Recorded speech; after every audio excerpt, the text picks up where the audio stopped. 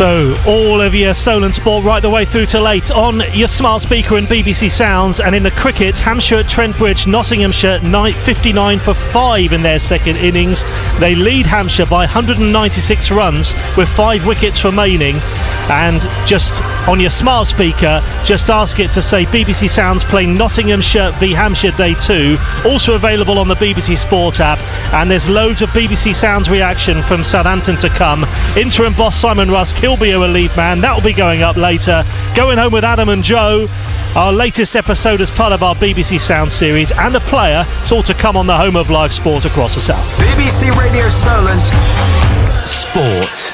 Hello, I'm Ian Wilding. We'll get previewing this game in a few minutes' time. Let's go straight back to St Mary's Stadium where Joe Tessam is. Joe, can you quite believe it? From the performance, yes, I can. I think they deserved something out of this today. They worked so hard, and it was so good. It's so good timing by you, Ian Wilding. You should give me a pat on the shoulder for that interview with Glenn Cockrell, because he just pointed out the right thing for their football game and what we saw today. And it is work rate, his passion, and all those things. And I think if you play for Southampton and you do those things, the fans will appreciate that. They will see it, even if you lose. They will see that. And I have to say, 12 points, it's not a good season, don't get me wrong, but we're not the worst team in the history of Premier League football, and that is so important. I'll have to get Glenn Cockrell on again next Friday, I think, Joe, and see if he can inspire us for the Everton game at the weekend. Yeah, he can get him on and he can sing, and he has so much knowledge about football, you know, and his experience, and you can see what he sees is what we all see in a way, and it is true. If you want to win football games, you got to work your socks off, and that comes first in football, even in the Premier League. And they deserved it. They defended, they doubled up, they saw the dangerous area, especially with Doku coming on there. Every player stepped into the roles. There were some few shaky moments, but you are going to have a few shaky moments. But when you defend like that, and that crucial tackle by Joe Reborn, O'Reilly, when he came into the box and had a touch and could have had the next one to shoot, that is fantastic. And that's a player that hasn't played for a while, but they all chipped in. Suleiman up front, the work rate he put down today was absolutely fantastic, and we've got to point that, we've got to celebrate this point, because it's so important, and not have that stamp on you. And I think I'm going to start betting against Adam Blackmore, by the way, because when we went to Leicester, he was sure we're going to get a point, and today he was like, we're going to lose 5. I think when he says something, we go against it. Go the opposite. Yeah, I don't blame you, Joe, to be honest. This one here says, who on earth are Derby County, as the Saints go marching on? And John in Eastley says, who would have thought 0-0 would be the best result of the season? And I mean, really, Joe, you hear the crowd. It's fantastic to hear the crowd in full voice, because they've had absolutely nothing to cheer all season. It was magical when they started singing in the end, and the players needed that support as well. It was positive, and you can feel that when you're on the pitch. But it was absolutely fantastic, and the sound barrier went through the roof on the stadium. I know there's no roof here, but you know what I mean. It's fantastic, and this is what they've been waiting for, something like this to happen. And we all been voting, rooting for getting away from that 11-point mark. We don't want to share it. We wanted to get away, and that's the relief that everyone had when the final whistle went. Well, elsewhere in the Premier League today, Fulham 1, Everton 3, Ipswich 0, Brentford 1, and Wolves 0, Brighton 2. It means that Bournemouth go into this game this evening in 10th with 53 points, 2 points behind Brighton and Brentford, a chance to move back up to 8th. But Fulham, their Europa League hopes look all but over now in 11th with 51 points from 36 games. Saints are up to 12 points. Martin Hanks has got in touch as well, Joe, saying, finally off that mark, unwanted worst team in Premier League history. Hopefully we should now avoid conceding 100 goals as well, says Martin. But really, after that Leicester game and what happened in that match, Joe, you felt maybe that was the last opportunity. So it's come as a real surprise, hasn't it? Especially with Everton away to come next week, and then Arsenal at home to end it. Well, we thought maybe that against Man City was fighting for the Champions League place. Here it's going to be too tough, and then the last game at Goodison Park. So we started thinking those way. Arsenal is still up there to secure their place. They probably are secure, but football it's possibilities, and I think the after Fulham, we kind of fell apart because we had a good kind of game but lost it, and Fulham deserved to win it. And I think that mental kind of situation after a loss like that didn't help us towards the Leicester game, and I think that performance came on the back of that loss against Fulham at home. And I think it's natural, it happens in football, and sometimes you can explain it like that. And the intensity we had against Leicester was poor, but today it was absolutely full on, and boring and dull is actually quite good. And for you, Joe, and for everybody else, and nice for you now to be able to enjoy your evening, because you can't have many of those on a Saturday night this season. You can actually breathe out a bit after today. Yeah, I do get frustrated when we've been watching a lot of bad football games, and when you say that and you support a football club and you keep losing, it's frustrating. It's painstaking. It is hard to watch Saints play. But today it kind of took a lot of that away because we passed that 11-point mark, and that helps. And the atmosphere was fantastic, I gotta say. Well, Goldie says negative tactics, but we got the point we needed. Had no ambition to win the game, but defence versus attack today, and defence won. Well done, Saints today, says Goldie. 81333 on the text if you're a Saints or a Cherries fan looking ahead to the 5:30, which we'll preview imminently. 81333, Solent your first word, and WhatsApp Solent your first word, 08000 321 333 at Solent Sport on X. And talking of your evening, Joe, looking forward now to going home with Adam and Joe this evening. I hope Glenn Cockrell gets another mention there for his inspired chat yesterday in this episode tonight. Yeah, if we can squeeze Glenn Cockrell, we should have had him in the van. I'm in Adam Blackmore's moving van at the moment, so we're gonna make it from hopefully not from the back of the van, but we could bring Glenn Cockrell with us. That would be good fun if we could do that one day. But yeah, he's spot on there, Glenn Cockrell, because that is what it is all about. Football, you got to work hard work. Football isn't just skills, it's the hard work, the craftsmanship of working hard and running and winning challenges, winning headers, tackles, all those things. And Glenn Cockrell was really good at, but he was also a very good football player. I've just got images of that sofa in the back there with you two in the front of that van on the way back to the office there in Adam's removal van. But just one more, Joe, before you go. Everton away next week. That's one to, you can look forward to that now, because Everton, it's a big occasion for them. I say, well, look forward to it as much as you can in Saints' position, but going into that game now with perhaps a little bit more freedom, having got that bit of a monkey off the back. I think there's a big load of weight coming off the players' shoulders with this result. I think that 11-point mark has been hanging over them like a big black cloud for a long time, you're right.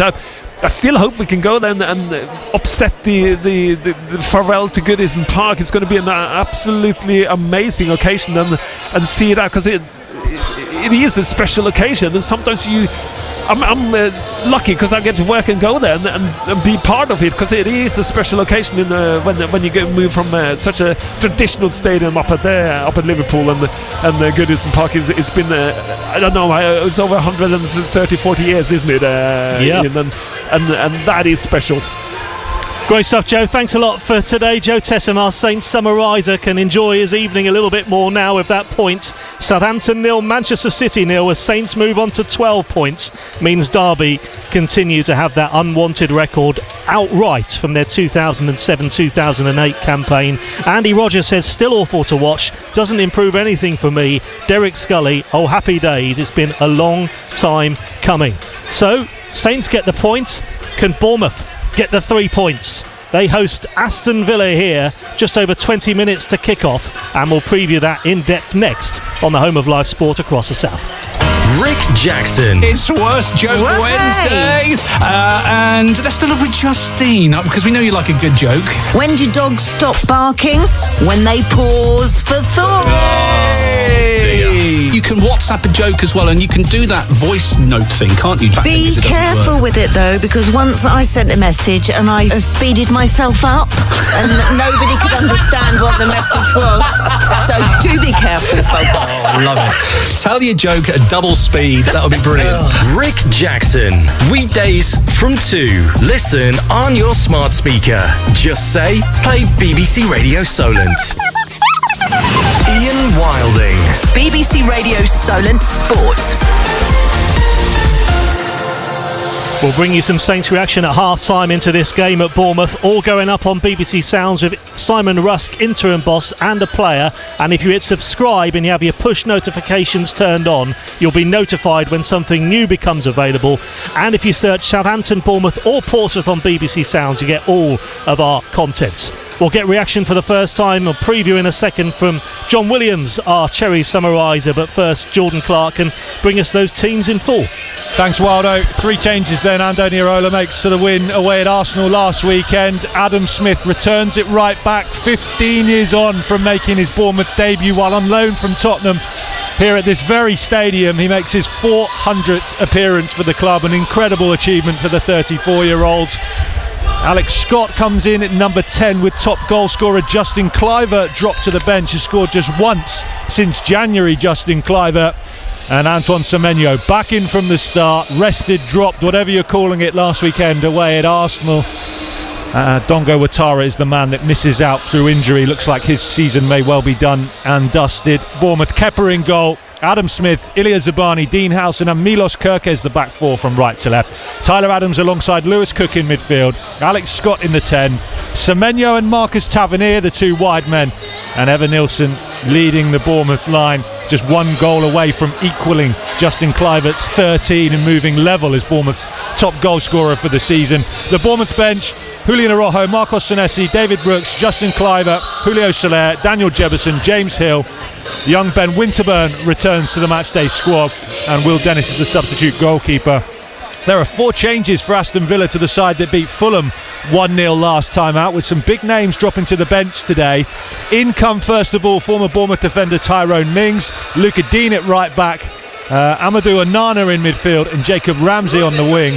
Pau Torres, Ian Matson and John McGinn dropped to the bench today. Yuri Tillemans is out of the squad completely due to injury. Villa, like Bournemouth, a 4-2-3-1 in formation. Martinez in goal, Matty Cash, Esri Concert, Tyrone Mings and Luca Dean the back four from right to left. Boubacar Kamara alongside Amadou Onana in midfield. Marco Asensio in the number 10. Jacob Ramsey and Morgan Rogers, the 2 wide men, with Ollie Watkins up front through the middle. The Villa bench: Disasi, Torres, Matson, Garcia, Barkley, Bailey, Mallon, McGinn and Olsen. Thanks, Clarky. All of this game available for you. Smart speaker sounds, all Solent frequencies. Let's bring in John Williams, ex-Bournemouth defender and assistant manager. Willow, before we get on to this game, obviously after you announced your retirement at the end of the Arsenal game, at the end of the season, you know, hundreds of messages have come in on social media. You know, just a couple here. Willow's an absolute legend from Russ. It won't be the same without him. This one, a great man. I named my first dog Willow after him. So that's quite some going. And we've got another one here from Richard Stagg, who's calling for a minute's applause for the Leicester game last match. So, I mean, you'll do well to get one of those. You know, you are still alive, Willow, so that would be quite something. But, yeah, terrific. You must make you very emotional hearing all of those messages. Yeah, lovely times here, nothing but good memories. And I just hope we can finish it off by getting a result here today. You know, Villa, the changes they've made, I really think they help us. I mean, McGinn for one is someone I admire immensely, and I just think we can get about them.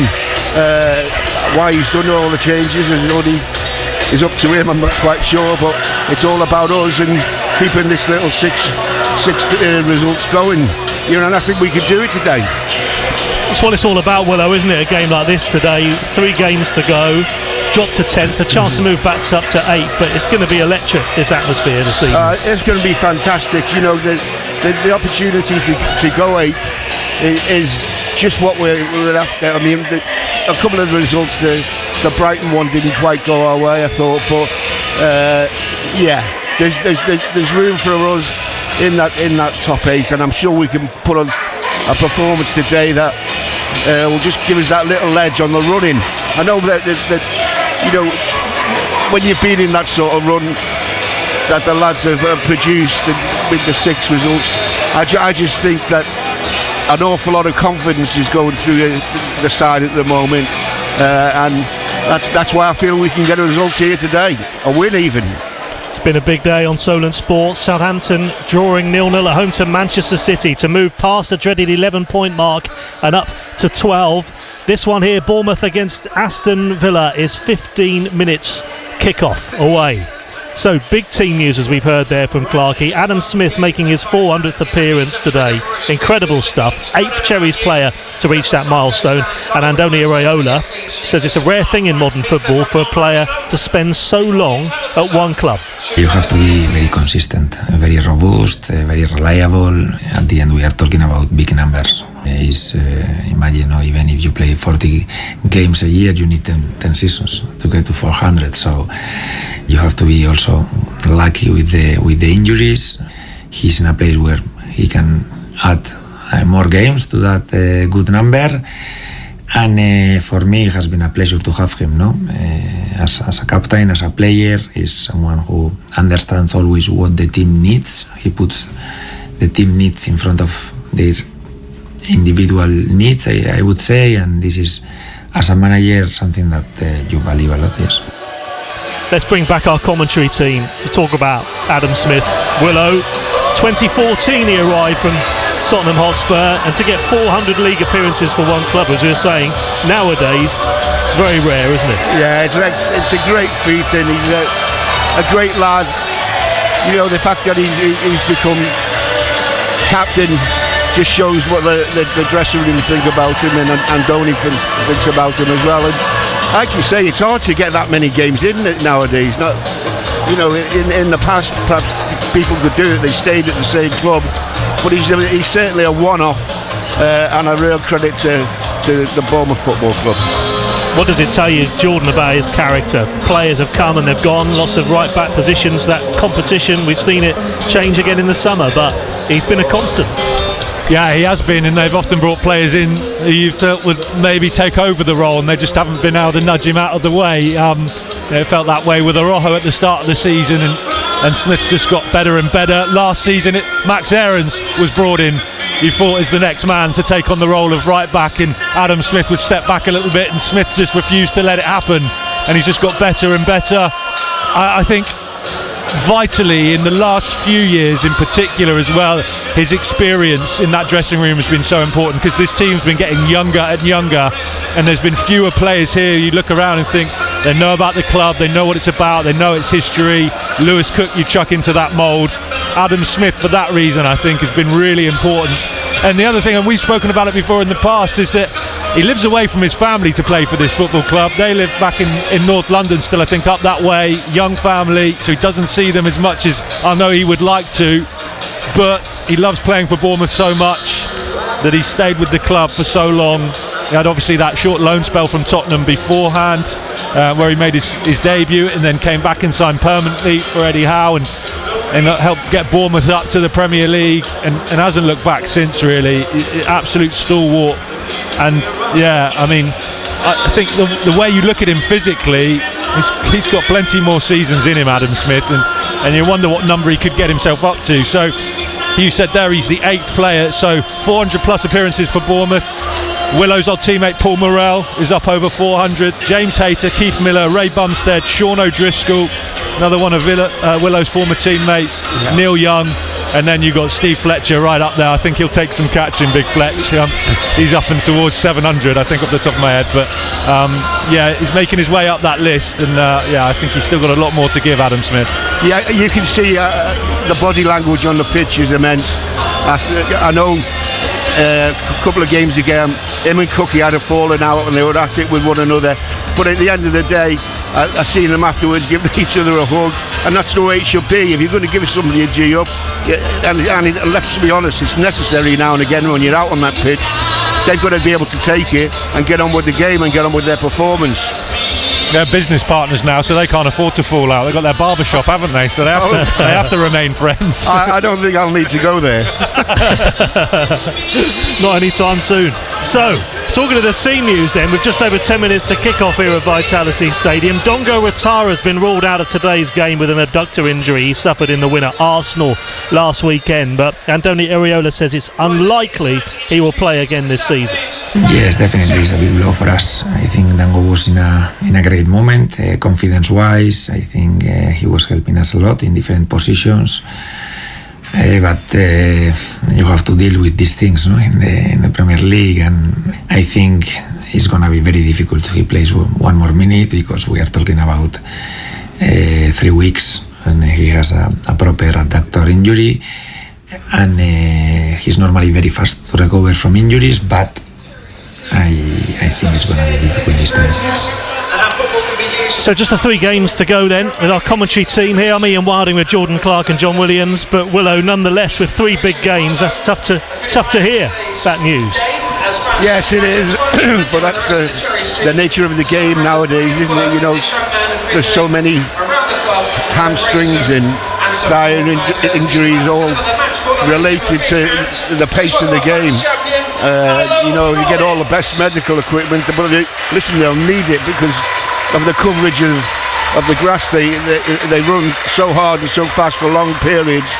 Yeah, I greatly admire the way the lads look after their bodies, and they look after their performances as well.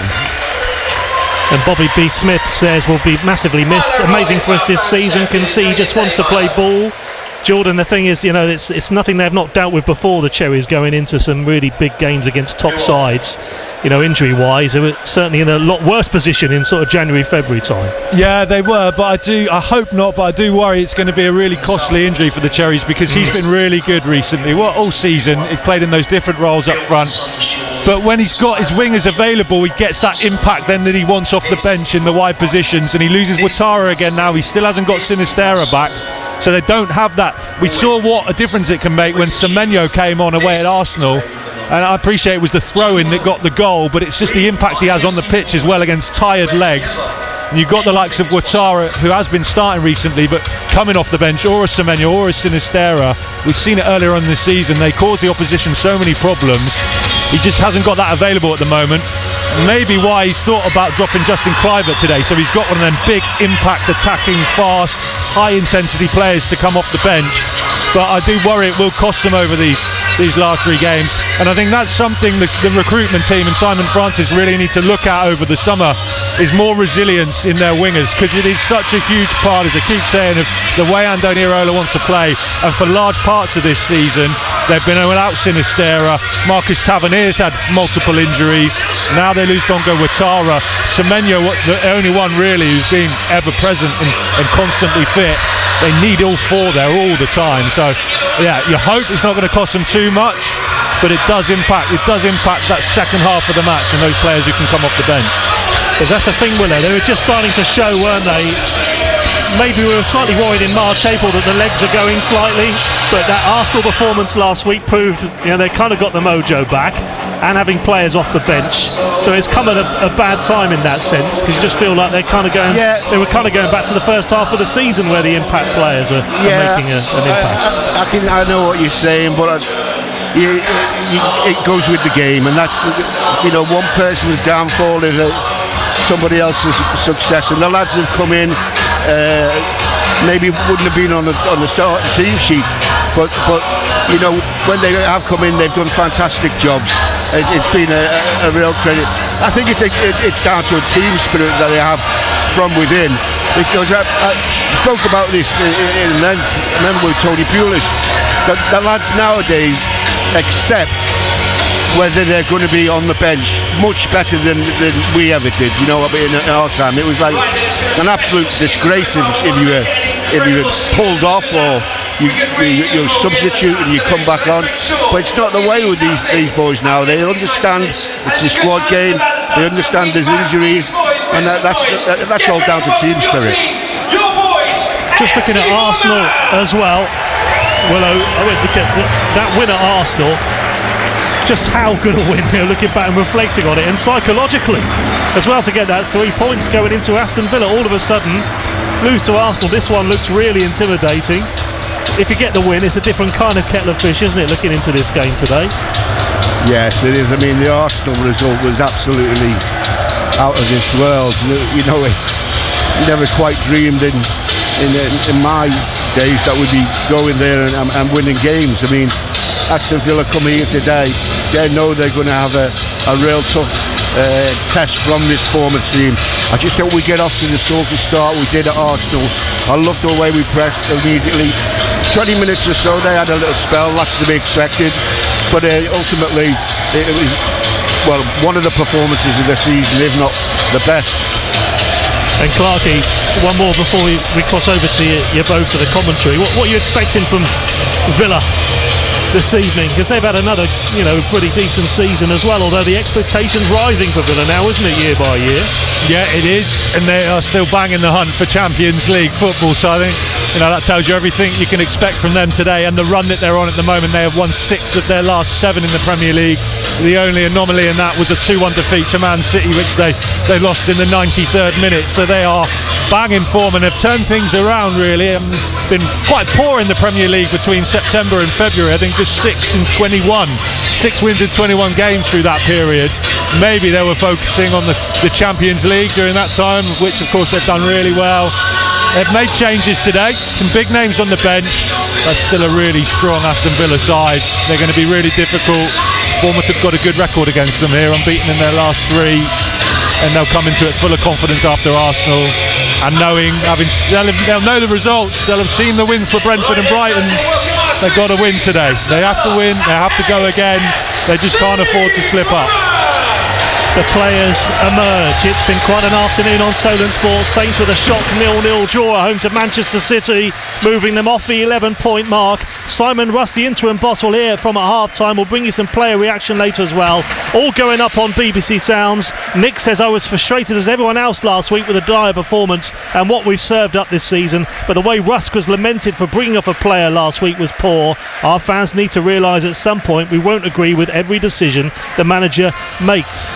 And this Cherries fan says, just want to say thanks to Willow from up here in the Steve Fletcher North Stand. Good work, big man. All the best, says this message. A reminder, Hampshire cricket right now against Nottinghamshire. Nottinghamshire right now lead by 221 runs in their second innings, 84 for 6 after Hampshire all out for 196 in their first innings. Commentary on BBC Sounds and the smart speaker, just ask it to say BBC Sounds play Nottinghamshire v Hampshire Day 2. They've got about another hour of play to go, but our 6-hour bumper sports show continues right now at Vitality Stadium.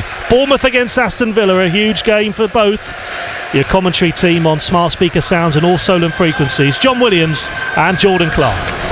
Thanks, Waldo. There is already a big atmosphere inside the Vitality Stadium for a huge game in which Bournemouth need another big performance and result.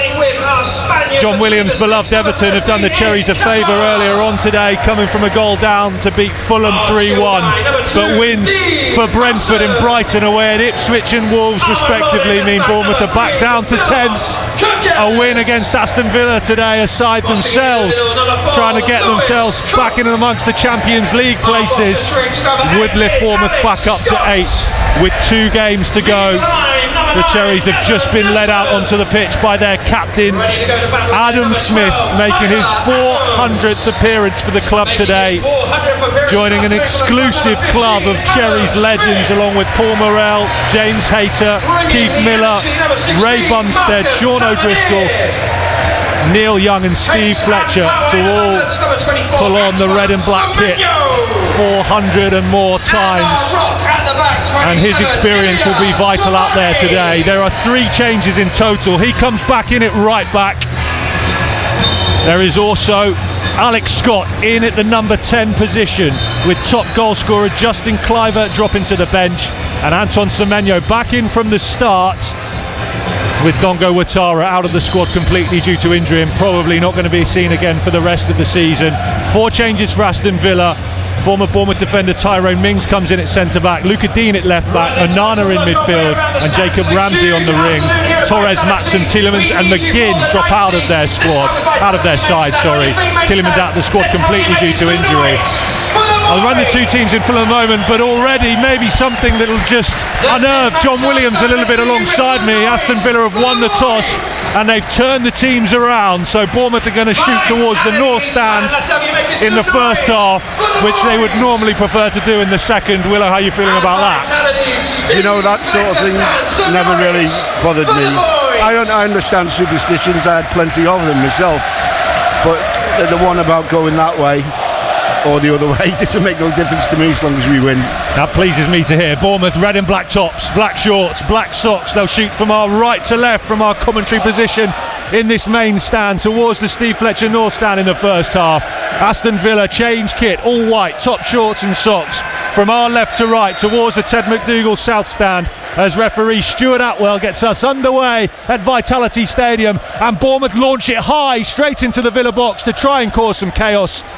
Emiliano Martinez, the Villa goalkeeper, plucks it out of the sky and just kills any pressure there might have been from that routine that Bournemouth have done on a couple of times already this season. And Martinez drops it to the deck, and Evan Nilsson's on him immediately, but he manages to clear up towards halfway. Willow. He is so dangerous with it when the goalkeepers have the ball on their feet.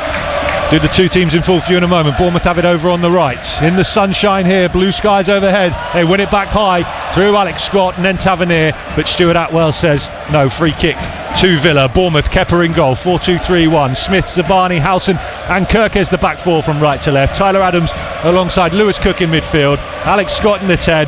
Semenyo and Tavernier, the two wide men. Evan Nilsson leading the line. Bournemouth's bench, Rojo Senesi, celebrating his 28th birthday today, Marcos Senesi. Brooks, Cliver, Soler, Jefferson, Hill, Winterburn and Dennis. Villa, Martinez in goal, Cash, Konsa, Mings and Dean from right to left, the back four. They're 4-2-3-1 in formation like Bournemouth 2. Kamara and Onana in midfield. Asensio in the 10. Ramsey and former Bournemouth loanee Rogers, the two wide men. Ollie Watkins leading the line through the middle in the number 9 role. Their bench as they come down the right side of the Bournemouth box. Cash, low ball in, cut off by Howson. Kirkes will come away with it and lay it out to the left hand side, and Semenyo. So Semenyo down the left today, Tavernier over on the right at the moment. Do the Villa bench for you in a moment. Onana has it, central position, halfway inside the Bournemouth box. Try to lay it through early to Ollie Watkins. Howson read it again, like he does always so often. Just a couple of seconds ahead of the opposition players. Stepped in, cut off the pass, and Bournemouth win a free kick on halfway. The Villa bench, Disasi, Torres, Matson, Garcia, Barkley, Bailey, Mallon, McGinn and Olsen, the substitute goalkeeper. Former Bournemouth defender and assistant manager John Williams. Justin Cliver, top scorer, dropped to the bench. Yeah, what do you make of that today? Yeah, I was a bit surprised, I have to say. He's looked pretty dangerous just recently. Vitality Stadium is loud for this one. We're live on BBC Radio Solent, all frequencies across the UK on the BBC Sounds app. For your smartphones, your smart speakers, if you ask them to play BBC Radio Solent, and around the world on the AFC Bournemouth app too, and club website. Here's Zabani, the Ukrainian, on halfway. Blue boots, sends it out to the right via Adam Smith. Tavernier, lovely feet down the line, away from Dean. Square ball infield, finds Alex Scott, 25 yards out. Dean Howson joins in now, sends it out to the left in Semenyo. Pace about Bournemouth passing. Deep cross to the back post, too deep. Bounces into the north stand.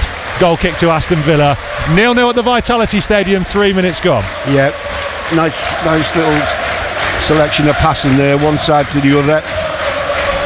Didn't quite get the cross correct. Taken short by Martinez, the Villa goalkeeper, to his right. And Konsa clears, hits the deck under a tackle from Lewis Cook, stays down, and referee Stuart Atwell says free kick against Lewis Cook. We have got the FA Cup final official in charge of this game, and his two assistants as well, in Adam Nunn and Dan Robertson. They will take charge of the final between Man City and Crystal Palace next weekend. I have to say, Rodgers, he's not got a big memory of mine, to be quite honest. I can't remember too much about him. When he was here on loan, yes, so under Scott Parker in the Championship promotion winning season, but it wasn't a great loan for him. No. Struggled, played a lot of the time at fullback. Obviously, moving from Man City to Aston Villa, there's a real talent. I think there's talk of Man City wanting him back as well. I don't know if there is a buyback option in his contract. I imagine there might be. He's had a brilliant season, Morgan Rodgers. The 2 former Cherries players out there today with Tyrone Mings at centre-back too. Like Rodgers, struggled here. More to do with his injury issues, Tyrone Mings, than anything else. Throw into Aston Villa on this near right-hand side. If you're just joining us on BBC Radio Solent, Villa winning the toss, turning the teams around. Bournemouth shooting towards the Ted McDougall stand for the second half. They're going the other way of this first half. Villa are inside the Bournemouth box through Jacob Ramsey. Over on the left, here's Onana. Lifts one into the box. It's comfortable for Villa. For Kepa, I should say, to claim. He's in his yellow lemon goalkeeper kit, top shorts and socks today. As Andoni Iraola's name rings around the Vitality Stadium for the first time this afternoon. The 2 Basque managers stood, both wearing dark chinos, dark knitted jumpers, modern sneakers, hands in pockets, watching on, orchestrating things from the sideline. Kirkes has done really well to keep it in for Bournemouth down the left, 18 yards out on the touchline, but then as the ball went up into the air after his first touch, his second header went down the line and out of play, goal kick to Villa. It was some first touch, to be honest. Had to control it with his head. Airborne as well as he did it. We mentioned Justin Kluivert being dropped to the bench. He scored just once since January and has only scored twice here in the Premier League. All of his goals, the majority of his goals, coming away from home this season. All of those things I'm sure may be playing a part with that decision to start Alex Scott today, who has been really good over the last few games. And a big impact off the bench at the weekend away at Arsenal, along with Semenyo. You see match of the day, 37 yards I think they said for that throw from Semenyo. That was amazing. One back by Bournemouth on the halfway line. Here's Tyler Adams, looks up early, trying to lift it into the box, looking for Alex Scott. Onana gets back, but then Tyrone Mings spends too long on the ball, but he wins a free kick. Alex Scott has stayed down, trying to win it back off Mings. He got almost squashed, I think, as he hit the deck there. It'll be a free kick. It was risky from Tyrone Mings there, Willow. Turning away from Evan Nilsson nearly straight into Alex Scott, who is still down and is going to need some treatment. Yeah, I think he just got his body in between, didn't he? I don't think there was ever going to be any way Alex could get to it, but I think he's hurt his. I think he's got one in the mooey. And, you know, them bangs on your end of your nose can hurt more than I like to remember. Oh yeah, you're right. Right elbow of Tyrone Mings, who was just trying to put his body across Alex Scott, has caught him right in the face. Yeah. That looked a really painful one. Scott is still down, so flat on his back, and the physio is lying over the top of him. I've never seen him get that close. Yeah, right in his face, talking to him, just trying to. So it is loud in here. Probably just trying to hear what Alex Scott is saying. The only concern I would have is Andoni Iraola is pointing the referee and he's saying that's an elbow, ref. You should be looking at that back at Stockley Park. Darren Bond is the 4th official, stood down to the right of Andoni Iraola, talking to him at the moment. Chris Cavana is the VAR today back at Stockley Park, assisted by Nick Greenhall. No sign of any kind of VAR review up on the screen, so I think they're fine. I think it was accidental from Mings. He was just being physical, moved across, and Scott's coming. He didn't know Alex Scott was there, in fairness to Tyrone Mings, I don't think, in sort of the location that he was. Is that fair, Willow? Yeah, I think so. I think he's looked after himself, Tyrone, and you know, he's got his body and his arms. There's no way he's going to get the ball, Alex, and he's run through a brick wall. Second live Premier League commentary here on BBC Radio Solent for you today. Over 6 hours of live football earlier on. Southampton 0-0. Well done, Southampton. At home to Manchester City, which gets them past that unwanted record that they were alongside Derby with, the worst points tally in the Premier League. Reaction to come from that game at half-time in this one. Adam Blackmore's been to speak to Simon Rusk. It'll go up on BBC Sound shortly too. Just search for Southampton on the app. Who was manager of Derby that season? Can you remember? I do know it, and I've forgotten it now off the top of my head. Ian Wilding sat to our left, will be able to tell us any moment now. Long throw into Aston Villa over on the left in front of their travelling supporters in that right-hand third of the East Stand. Luca Dean dries the ball off. and tries an Antoine Semenyo long throw into the box. Kepa's spilt in, it's dropped. Semenyo gets in there and blocks. Free kick to the Cherries for a late tackle by Morgan Rogers on Antoine Semenyo, who stayed down holding his ankle. Really, really important block from Antoine Semenyo after Kepa had spilt the throw. Yes. Alex Scott, Willow, getting in the way of Kepa, not communicating the two of them. Otherwise, that's an easy catch. All around the country, they are definitely in vogue, long throws. Everybody's doing it. In vogue, I like that. Yeah. You know what it means? Yeah. What? In fashion. Of course it does. Strike a pose. And the Visio's just come all the way running on. Oh, he's dropped. I thought he was running back off again because they told him they didn't need him, but he's dropped his radio, Bournemouth physio. You might need that. Antoine Semenyo is up and is okay, but Kepa is injured and has taken his goalkeeper glove off. That clash with Let's hope he hasn't done a Alex finger. Scott from the long throw-in, the in vogue long throw-in, has caused Kepa a few problems. Yeah, it does around the country. Billy Davies and Paul Jewell were the joint managers of Derby during that season. Interesting. Jewell, Scouser, played for Wigan. With that unwanted record of 11 points. So Southampton on to 12 now. Bournemouth, 53 points in their record-breaking season. 14 wins after that Arsenal one. The most they've ever got in a Premier League season. They are back down to 10th after the wins for Brentford and Brighton today. 2 points behind those two, so a win lifts them back up to 8th. They are 7 points behind Villa. If they win today, they close that gap to 7th down to 4. Villa have got Tottenham and Man United to come in their final 2 games, which most people would have down now as 2 wins, especially given that they've got a Europa League final, both of them, to concentrate on. But still, could be tricky fixtures for Villa. Bournemouth, of course, with Man City and Leicester to come after this one. Kepa looks like he's going to be okay for the time being. He's putting his goalkeeper glove back on. Bournemouth's physio is off the pitch now, and we're going to get play back underway. Balls at Kepa's feet inside the 18-yard area. 12 minutes gone. Bournemouth 0, Aston Villa 0.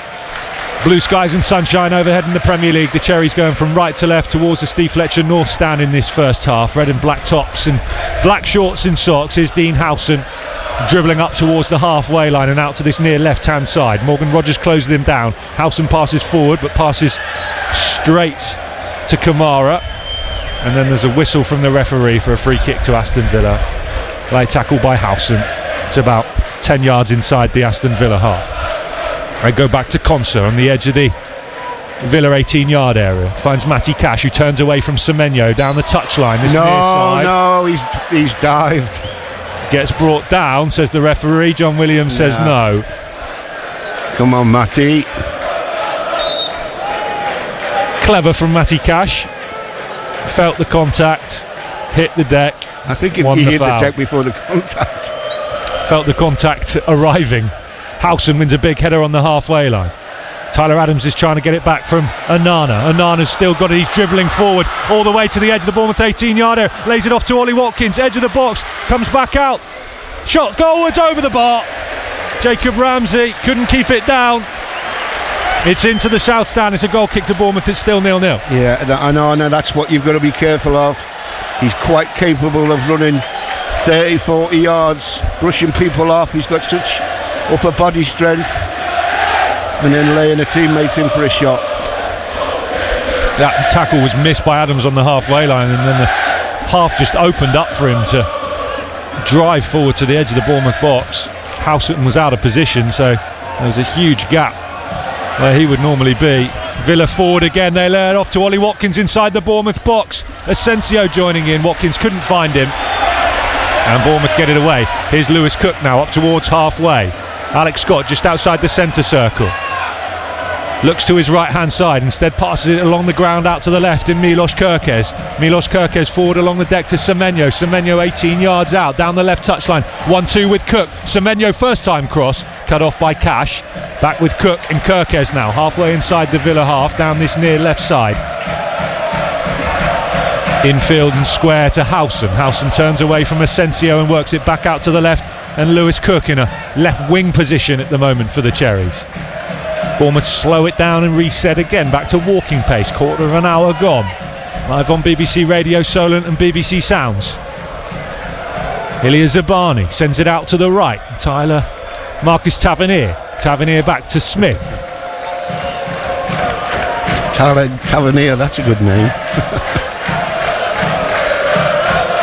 Howson, diagonal out to the right, looking for Tavernier. Headed away by Villa and brought under control by Watkins, and then he passes it straight back in towards Onana, but Alex Scott was there, and Scott's hit the deck again, and he's been knocked in the face again. He's stayed down, he's waved immediately to the bench. Meanwhile, play continues at the other end, and Kepa's had to come out of his box and clear with his feet and put it into the east stand. Alex Scott's gone down. He's really struggling after that initial blow to the jaw, I think it was, or nose, from Tyrone Mings, and then he's just been knocked again to the face, and he's sat down now on the grass, and Onana has just caught him with an arm as well. He's not having a lot of luck out there at the moment, Alex Scott, John Williams. No, he's walked into two right into the dial, holding his cheekbone this time as well. I've done the cheekbone. It's you got to come off. If it hangs down. Oh, lovely. Yeah. Did you have to wear a mask when you came back? No, I mean, I had my own one. What, Zorro?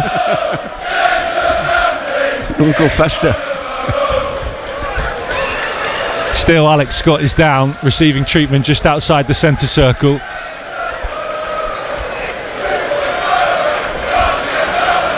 And 2 physios on for Bournemouth now. Club doctors out there as well. Bournemouth have sent Justin Clivert out to warm up away to the left hand side. He was the man left out of the side for Alex Scott today. When we get back underway, there will be a throw into Aston Villa, halfway inside Bournemouth's half, over on the left. That side of the ground still bathed in sunshine. Reminder, we've got live cricket commentary ongoing at the moment as well. Up at Trent Bridge, Nottinghamshire against Hampshire. Notts batting for a second time. Hampshire bowled out earlier on today for 196. And live commentary of Hampshire women on the way for you tomorrow from 10:30 on the BBC Sport app and website. Hampshire women against Essex women at the Utilita Bowl. We'll be with you through until 8 o'clock tonight. Post-match reaction to come once the full-time whistle goes here at the Vitality. Alex Scott's back up on his feet. That's a good sign, and he's over on the far side now, just off the pitch. Plays back underway, ball's inside the centre circle. Kamara sends it out to the right, and Cash. About 25 yards in Bournemouth territory. They go back to the halfway line, Villa, in their white away kit today. Find Konsa forward to Onana. Onana to the right, and Kamara. Ball still just outside the centre circle as Villa ping it around in a diamond with Asensio joining in. And then Mings sends it out to the left, but he passes it straight to Tavernier. Tavernier can't bring it under control. Jacob Ramsey has it, left side of the Bournemouth box, low crossing. Zabani clears, only as far as Tyrone Mings. Mings is being booed for that collision with Alex Scott. Alex Scott's back on the pitch now. Here is Mings into the Bournemouth box. Square ball looking for Asensio, cleared by Tyler Adams. Villa playing a really high line at the moment, Willow, and Bournemouth having to sit really deep in defence. Well, they are, but there's a chance to break on them. Yeah, plenty here of it is room. now. Down the right, Marcus Tavernier finds Evan Nilsson down the line, 18 yards out. He's just held up over there by Konsa. Bournemouth hold on to the ball through Evan Nilsson and Tavernier, and now Alex Scott still on that right touchline in front of the east stand. Back towards the halfway line now, and Zabani. Bournemouth work it from right to left in the feed of Semenyo now. This near left-hand side, right on the touchline. White paint on his boots as they find Lewis Cook, who's spending a lot of time down this left flank at the moment for the Cherries, is Lewis Cook. no option, squeeze for room. So they again will go this time from left to right along halfway. Adam Smith goes direct down the line, looking for the run of Tavernier. And they force Luca Dean into a clearance, who's cleared it over the roof of the East Stand and into the houses behind there. And it will be a throw into the Cherries. Taken quickly by Tavernier, back to Smith. Now Zabani on halfway. Finds Dean Howson inside the centre circle. Bournemouth's chill guy, as he likes to be known now. Tavernier down the right, good feet, infield, square ball to Evan Nilsson. Back out to the right side of the box, 1-2 to Tavernier. Adam Smith arrives on the underlap. Instead he lays it to Alex Scott. Alex Scott crosses the front post. Evan Nilsson heads goalwards. Saved by Martinez down to his right hand side. Bournemouth created that out of nothing really. Dangerous header from Evan Nilsson. Martinez had to be alert to it. Still 0-0. Yeah, he couldn't get any power on the header. It was curling away from him. Oh, it's clipped off the defender anyway.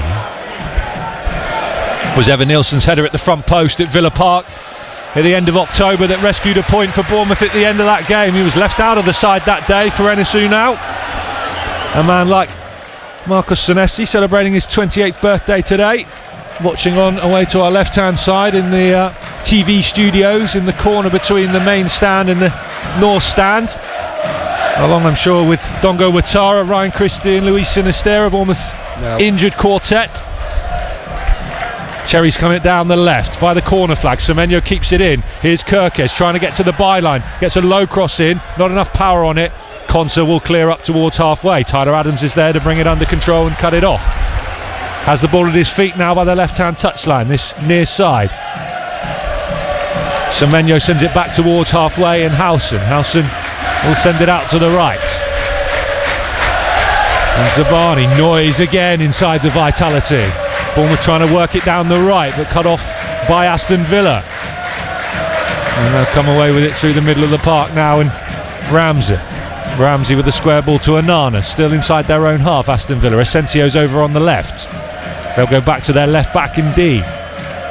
Dean with a square ball infield to Onana, who then tries direct and over the top, looking for the run of Watkins. Howson read it well, sprinted back, got there ahead of Watkins and headed back to Kepa.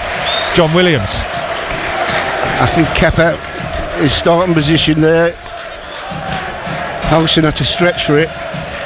Ball bounced once and it was in the area. That's usually the goalkeepers. Howson dealing with it well in the end though. Who, because of him, I now have the Pink Panther theme tune stuck in my head all week after his celebration for that goal away at Arsenal. Did you see it with Tavernier and Scott? They were doing, it's a song, a Lucky Cat song apparently, which is like a remix of the Pink Panther tune. Beyond me, some of these celebrations we see from the players. You wouldn't have had any of that back in your day, would you? It was just starting. It used to just be a handshake. Well done, old boy. Back out to the right by Zabani, and Tavernier now drifts into the Villa half. Back towards the halfway line again, and Zabani joins in, sends it to his left in Howson. Howson advanced into the Villa territory. Finds Semenyo down the left. Semenyo's going to run all the way to the byline himself. Gets round Rodgers but can't keep it in. Out of play. Goal kick to Aston Villa. 22 minutes gone. Bournemouth 0, Villa 0. BBC Radio Solent and BBC Sounds.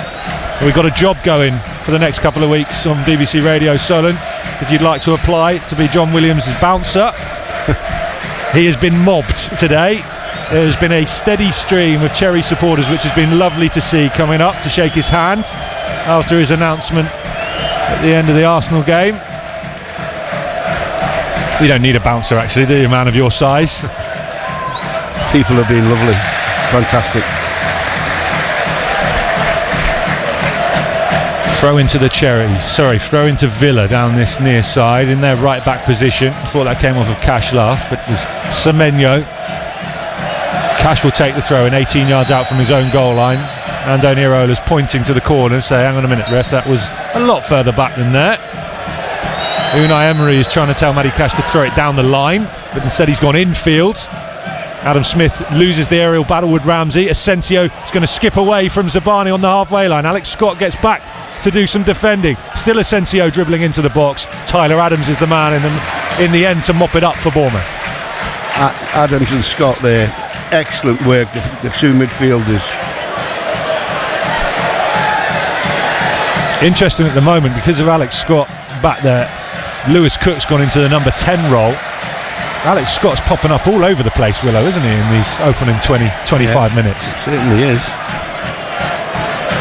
And he looks to have... he's on a hat-trick as well. Yeah, shaken off the double blow to the face which he's received, once from Mings and then one from Onana in this first half, which both have dropped him to the deck and required treatment from the Bournemouth medical team. And the ball's out of play on the far side. The Aston Villa fans who are shielding their eyes from the sun just hold on to the ball to stop Bournemouth from taking it quickly. That won't happen anyway, because Villa have got Onana down. He's just getting back up to his feet now. Not going to need any treatment. Back underway. Howson swings a right boot at it and sends it out to this near left-hand side to Kirkes. Back infield to Howson. Received a lot of plaudits, him and Zabani, for their performance away at Arsenal last weekend, and rightly so. Long ball down the line, over on the right hand side, and Onana is down again for Villa, and it will be a free kick to the visitors, just inside the Villa half. Bit of payback there, do you think? Scott might. I don't think so. Looking at it again, you'll know more about that than me. I'm telling you, that was payback. He didn't catch him like he wanted to, but he's back up on his feet, and he's okay. And it's a free kick to Villa. They send it long into the Bournemouth half. Ollie Watkins brings it under control, holds it up, but Zabani gets a good foot in there, and Zabani has it at his feet again now and goes back to Kepa, who launches it long for Bournemouth up to halfway. Evan Nilsson wins the header well in front of Mings, and then Cook works it out to the left in Semenyo, and Bournemouth sense something might be on here. Here's Semenyo, edge of the box, onto his right foot, finds Alex Scott. Scott shoots from long range, blocked by Onana, and Scott and Onana are battling again up towards the halfway line. Onana, step over, away from Alex Scott. Scott drags him to the ground. Free kick to Villa. And I think that's going to be, it is a yellow card for Alex Scott. That means he won't see the end of the game. It'll be off time. It just looks a bit of a mismatch. That Nana looks a bit too strong for Adam. Did he have to make that, Willow, there? It's just covering defenders. Well, he might argue he felt he needed to pull him down there. There was a race to the ball first of all. Yeah. Nana gets there first. There's a little stop-start. The only thing you'd say about that is, not sure Justin Kluivert's going to be able to deal with the physicality of Onana in a much of a better way than Alex Scott will. Yeah, you could be right. Free kick to Villa. Asensio has it over on the left, curls it into the box. Zabani's hit the deck, but Bournemouth get it away through Howson. Kamara lifts it back to the edge of the area. Evan Nilsson has it, chests it down, and is dribbling forward up towards halfway, and Asensio fouls Evan Nilsson, and now Asensio's been booked too. Free kick to Bournemouth. Look, he's just had a little word with him. Staying down for a second, he said it's okay, the referee's booked him, you can get up. The dark arts. Yeah. Play a big part in it. Kepa will come out to take this free kick, about 25 yards inside the Bournemouth half, dead centre.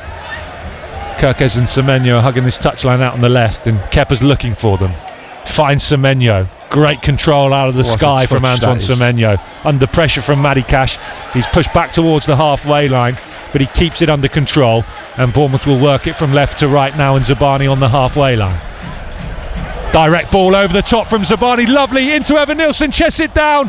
Tyrone Mings recovers, puts it behind. Corner to Aston Villa. Great vision and great execution by Ilya Zabani to pick out Evan Nilsson there in one of his runs. John Williams, you were telling us last week he makes so many of them that go unnoticed. Yeah, and that was another one there, that one just a little bit in front of him, landed on his chest, but it was going away from goal. Corner to the Cherries. Over on the far side. I think this might be their first of the game. Marcus Tavernier will take it left-footed. Semenyo for the short one. Right corner of the box. They're working the routine. Semenyo's got the return pass wrong. And Villa have it again, but Alex Scott's won it back for Bournemouth in front of Jacob Ramsey. A rare occasion where the Cherries didn't get the routine right from the set piece. Here they come again over on the right. Tavernier looks up early, wants to deliver into the box, decides against it. Goes square to Zabani, just outside the centre circle. Forward to Howson. Howson does cross into the box, looking towards the back post. Tavernier couldn't get there, bounces out of play. Goal kick. Villa 0. Bournemouth 0 here at the Vitality Stadium, live on BBC Radio, Solent and BBC Sounds. Look at it. I bet if you look at the stats, Howson's had more touches of the ball than anyone. Yeah, I wouldn't disagree with you. Villa take the goal kick short. Cleared by Martinez long under pressure. And Villa bring it under control inside the centre circle. Forward early, looking for the run of Matty Cash into the Bournemouth box. Cut off by Dean Howson, that man again, John Williams. Yeah, he's totally involved, isn't he? With or without the ball. Where do you think he'll end up, Willow? He's going to have his pick of clubs by the sound of it. Not in England, I hope. I think so, they reckon. That's the talk, is that the English clubs are in pole position to sign him. Right. Arsenal interested, Chelsea interested, Liverpool interested. Matty Cash with the throwing down this near right hand side to the edge of the box. Battle between Zabani and Watkins on the edge of the area. Lays it off to Ramsey. Ramsey inside the box. Square ball. Looking to Onana on the edge of the box. Tyler Adams has cut it off. And they'll work it forward to Evan Nilsson and out to this near left hand side in Semenyo. Semenyo's dribbling infield. Released it well under pressure. Just at the right moment. Nothing on for Bournemouth in an advanced position, so they go back to Zabani. Dean Howson with a £50 million buyout clause in his contract. My understanding is Liverpool are the preferred option at the moment for Dean Howson. Who told you that? A very reliable source. Arne Slot having a big part to play in that. Of course, the Howsons, a Dutch family, who moved to Spain. Here's Scott, edge of the box for Bournemouth. They'll work it out to the left-hand side in Kirkes. Kirkes towards the byline, low crossing, cut off at the front post by Cash. Back out to Scott in the edge of the area, finds Tyler Adams. Just passing it around with Lewis Cook about 30 yards out. And now Howson again joins in, sends it out to the left in Kirkes. Square ball infield to Semenyo. Bournemouth back towards the halfway line again in Tyler Adams. Here is Tyler Adams through the middle. Nothing to the left, so they work it to the right. Villa have got all 11 men back behind the ball. Here's Ilya Zabani. Zabani forward through the middle to Tyler Adams. Send it out to the left and Howson. Forward to Kirkes and out to Semenyo down the left. Square ball back infield. Patient play. Tommy Elphick, the Bournemouth first team coach, is out to the edge of the technical area, just orchestrating this play, trying to get Bournemouth to send it back to the right, which they've done. Here's Tavernier in front of the east stand, right on the touchline, and he's passed it straight out of play, trying to find Adam Smith behind him. Throw into Aston Villa, and all that possession comes to nothing. Yeah, they look pretty organised, Aston Villa, I have to say. I don't believe their keeper's had a shot, has he, to save? Just that header from Evan Nilsson down to his right, which, as you said, couldn't get enough power behind it. There's your possession stats: 66% to the Cherries, 35 to Aston Villa at the moment. Wow. Bournemouth 2 shots to Villa's just 1. Bournemouth the only team with a shot on target so far. Like it was at Villa Park, a bit of a chess match at the moment between these two teams, waiting for one another to make a mistake so that they can pounce. Both teams desperate for the 3 points in their respective races for Europe. Still, we don't know if Bournemouth can make it, will be a European spot. They need a favour from Man City and their old pal Eddie Howe. 2. Throw into the Cherries over on the right. Adam Smith launches it down the line, making his 400th appearance. 15 years since his first at this very ground against Carlisle in League One. A 2-0 win, September 2010, on loan from Tottenham back then. Amazing career. Onana under pressure on the halfway line. Good pressing from Lewis Cook and Alex Scott too. They've forced Villa all the way back to their 18-yard area. Martinez takes a touch. Evan Nilsson's on him quickly. Martinez clears up towards halfway. Morgan Rogers brings it under control, but Dean Howson nicks it away from him. Late tackle by Asensio, who's on a yellow card, remember, on Tyler Adams. Play on, says the referee. I'm trying to work out how Evan Nielsen gets so close to the goalkeeper. I think he stays out their peripheral vision. I think he stays in the dark, so to speak, until the last moment. It is like the goalkeepers don't know he's there and don't see him coming because they spend so long on the ball. And I know they do that in the modern era, but it seems they take a lot of risks, and he just appears out of nowhere. I mean, he's caught enough goalkeepers and defenders out this season already, not more so than the Wolves goalkeeper earlier on in the season. Here's Kirkes down the left for Bournemouth. Left edge of the box. Square ball infield from Adams to Scott, and then back to Howson. He's always there to receive that pass. Here's Kirkes again. Scott, left corner of the box. Right-footed cross to the back post, looking for Tavernier. Headed up into the sky by Luca Dean. Tavernier is going to jockey for position, let it roll out of play, and win a corner over on the far side to the Cherries. I think if Adam has one more touch, he can shoot there. And looked about 20 yards out. Goalless at the Vitality Stadium. Bournemouth down to 10th after the wins for Brighton and Brentford earlier on. Defeat for Fulham. Here's Tavernier, short one with Semenyo, then to Smith. They tried the same routine again and they've got it wrong again, this time with the third pass to Smith. And now Villa are going to try and break on halfway. Asensio forward, looking for Ramsey, who's gone down. Free kick, says the referee. Foul by Antoine Semenyo, halfway inside the Bournemouth half. Semenyo can't believe it. He's saying he won the ball. John Williams is going to have a good look at the replay and see if he's got a case. I think he has. It is. He gets in front of him. Yeah, little stud on the football before Ramsey got there. You can understand why he's frustrated.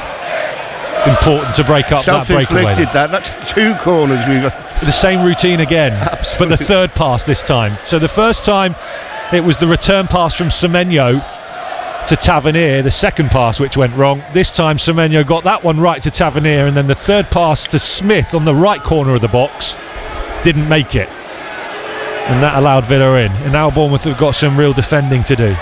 Keep your eye on Onana here, Willow. He's just gone off the pitch to get a drink, but I wonder if that's him trying to be cute. No, he's okay, fair enough. He's wandered back into the mix now. I thought he was just going to stay out of the way and try and sneak in at the back post. You think there's spies everywhere. Defensive line for Bournemouth is the 18-yard area. Free kicks over on the left. Halfway inside the Bournemouth half. Asensio, left-footed, curls it to the penalty spot. Mings wins the header, straight up into the sky. Bournemouth with a player down. Whistle goes. Free kick to the Cherries. Kirkes is holding his face. Head injury. He's back up and he looks like he's okay. Free kick to Bournemouth. Danger over. Yeah, I was just looking for an offside there. Didn't get it. I think he did get knocked in the face, but also I think that's quite clever from Milos Kirkes. You know, if it's a head injury, probably the referee's going to stop the match. Free kicks taken by Kepa inside the 18-yard area. Finds Howson, who sprints up with the ball at his feet to the halfway line. Asensio gets back goal side of him and holds him up and sends Howson back to Kepa with the pass. Kepa 1-2 with Howson, and then Tyler Adams drops in between the two centre-backs for Bournemouth and receives the ball and then sends it out to the right and Zabani. And then Adam Smith, the Cherry skipper, square ball back infield to the centre circle, and Tyler Adams, who immediately looks up and drives forward into the Villa half. They'll work it through Howson out to the left in Kirkes. Kirkes, early cross in, poor cross, straight into the north stand. Goal kick. 7 minutes to go until half time. Bournemouth 0, Aston Villa 0. Yeah, there'll be about 10 minutes of extra time. Yeah, I think you're probably right. The two injuries to Alex Scott, a couple of other moments. Southampton drawing 0-0 with Manchester City earlier on in the Premier League. Reaction to come at half-time here at the Vitality Stadium. Ian Wilding will guide you through the break, bring you the scorelines from elsewhere, bring you the latest from the cricket at Trent Bridge 2, Hampshire against Nottinghamshire. If you can't wait for that Saints reaction, BBC Sounds is your place to find it. Remember, if you search for all three of our clubs, Bournemouth, Portsmouth and Southampton, it'll take you to our dedicated page on BBC Sounds, and if you hit subscribe, you'll get a notification if you've got push notifications turned on every time there's new content available. Might be an episode of Cherries Unpicked, might be a pre-match interview, a post-match interview, or an interview like Ian Wilding did last night with Jason Pearce, the former Cherries skipper. Here's Alex Scott into the box, looking for Evan Nilsson. Evan Nilsson didn't get the touch right, came off of his thigh into the path of Martinez. Just not quite there for the Cherries on that occasion. What a great tackle that was, though, to win the ball. I think the two of them had a nibble of it. Just seeing it here again. No. Tight and cagey affair so far in Dorset. Back with Martinez, ball at his feet, and again he spends a little while on it. And that allows Evan Nilsson just to sneak up alongside him, but he does clear long and direct into the Bournemouth half. Zabani and Howson sweep it up in front of Watkins. Evan Nilsson battling for it on the edge of the 18-yard area. Looked for a moment there like he was trying to catch it, Evan Nilsson. Matty Cash has it. Semenyo's trying to get it away from him. Semenyo falls to the ground. Cash too, but he's kept the ball in play. Infield to Asensio. Asensio slipped. And Bournemouth want a handball, but they've won it back anyway through Tyler Adams and Lewis Cook inside the centre circle. Forward to Evan Nilsson, about 25 yards out. He goes down, fouled by Kamara. Free kick to the Cherries. Central position, 25-30 yards out. I think Andoni Iraola thinks that's a yellow card because he's laughing, shrugging his shoulders, shaking his head. He's given him a bit of a boot there. Yeah, he let him know he was there, did Boubacar Kamara, and Evan Nilsson's felt that one and still down on the ground. He's alright though, he's smiling. Now, too far out, isn't it? Well, usually when you say that, it ends up in the top corner, so let's hope so. Sometimes you have to cry him home. In front of the Steve Fletcher North Stand, the great man himself is stood just over our left-hand shoulder, up in the executive area. He would be loving to get himself on the end of one of these crosses, which is going to head into the box from Alex Scott, looking for Zabani and Howson. Too much on it, and Martinez comes out and plucks it out of the sky. Yeah, it's always an awkward one, that, when it's central and 30-35 yards out. Just too much on it from Scott, too much airtime. That allowed Martinez to come. Semenyo's won it back, edge of the box, square ball into Onana with the interception. And they still have it, Villa, and they're trying to play out from their own byline, and they do well in the end and launch it up towards halfway through Ezri Konsa, and Zabani in a foot race with Ollie Watkins takes no chances. Zabani puts it straight out of play on this near side down in front of us, and Morgan Rogers has the ball in his hands now, ready for the throw-in. First time there, Willow, that Bournemouth have really won the ball back high in a dangerous position. Such a big part of their game under Iraola. Not had many opportunities to do it this afternoon. Semenyo did it really well there, just couldn't find the pass into the box, and Adam Smith lost control of it. Asensio shoots off the post, comes back out, and Tyler Adams has got the rebound and will clear the box. Oh, that came from nowhere. Adam Smith there just lost control of the ball on the edge of his own box, and Asensio did not wait to shoot. Kepa was scrambling to his left. Not sure if he got a touch on it, the Spaniard. Either way, it's still 0-0. Best chance of the game for Villa so far. Yeah, bit fortunate there. Here's Ramsey on the halfway line, over on the left. Square ball infield to Onana. Onana goes direct in central over the top, looking for Ramsey, who continued his run. It's going to roll all the way out for a goal kick to the Cherries, and Kepa just shields it out of play under a bit of pressure from Ramsey. Goal kick.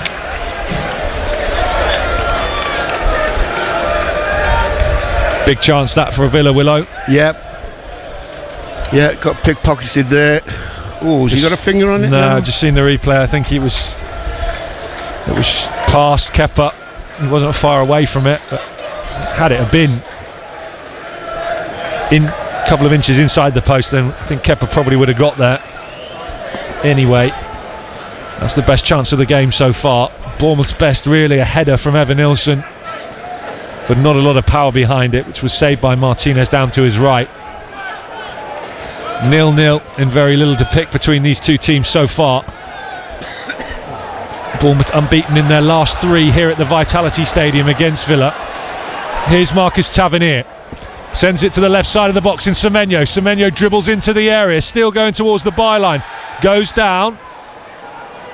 Play continues. Bournemouth want a handball. Evanilson's won it back now inside the box. Then it's cleared by Onana. They'll check it back in Stockley Park. Been waved away by Stuart Atwell on the pitch. So will need to be clear and obvious for it to be overturned. And Stuart Atwell's just paused the game now. The ball's gone out of play. Throw into the Cherries on the halfway line. But we'll wait for Chris Cavana to check it back at Stockley Park. I don't think that'll be given. His hand was in a pretty natural position from Morgan Rogers. 6 minutes stoppage time at the end of this first half as we just tick into them. A couple of nasty head injuries to Alex Scott, the reason for the 6 minutes. It hits his stomach as well on the way to the hand, so that can't be. Although he wouldn't put past anything nowadays. No, you wouldn't. But that was the correct decision in the end by Stuart Atwell on the pitch. And the VAR. Throw into the Cherries, 18 yards out, down the left now. Long one. And Anton Semenyo is winding one up. He doesn't have as long a run up as he gets at the Emirates Stadium. He's now sat back on the electronic advertising boards. And everyone can sense what's coming here inside the ground. Semenyo launches another long throw all the way in. Martinez, who I'm sure has watched all the videos from last weekend, comes and plucks it out of the sky for Aston Villa. Yeah, so handy when your goalkeeper does that, isn't it? Fantastic sound to hear, keepers.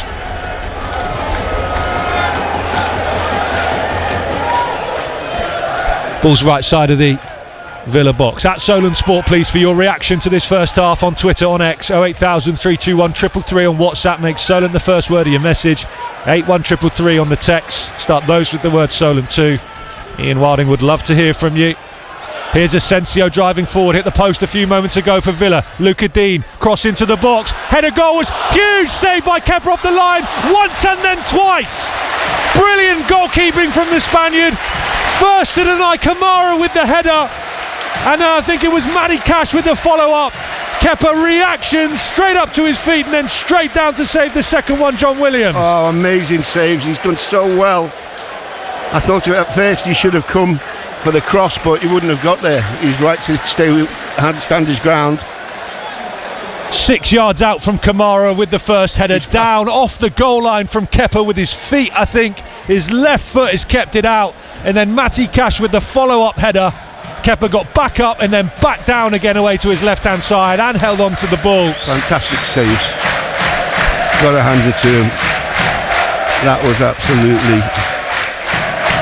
Bournemouth. I mean, he's done nothing wrong. He's headed the ball into the ground. That's the striker off the hook, really. Bournemouth with the post and Kepa to thank for the scoreline, still being 0-0 as we edge towards half-time. Another 3 minutes of stoppage time to go. Villa with the best chances of the game so far.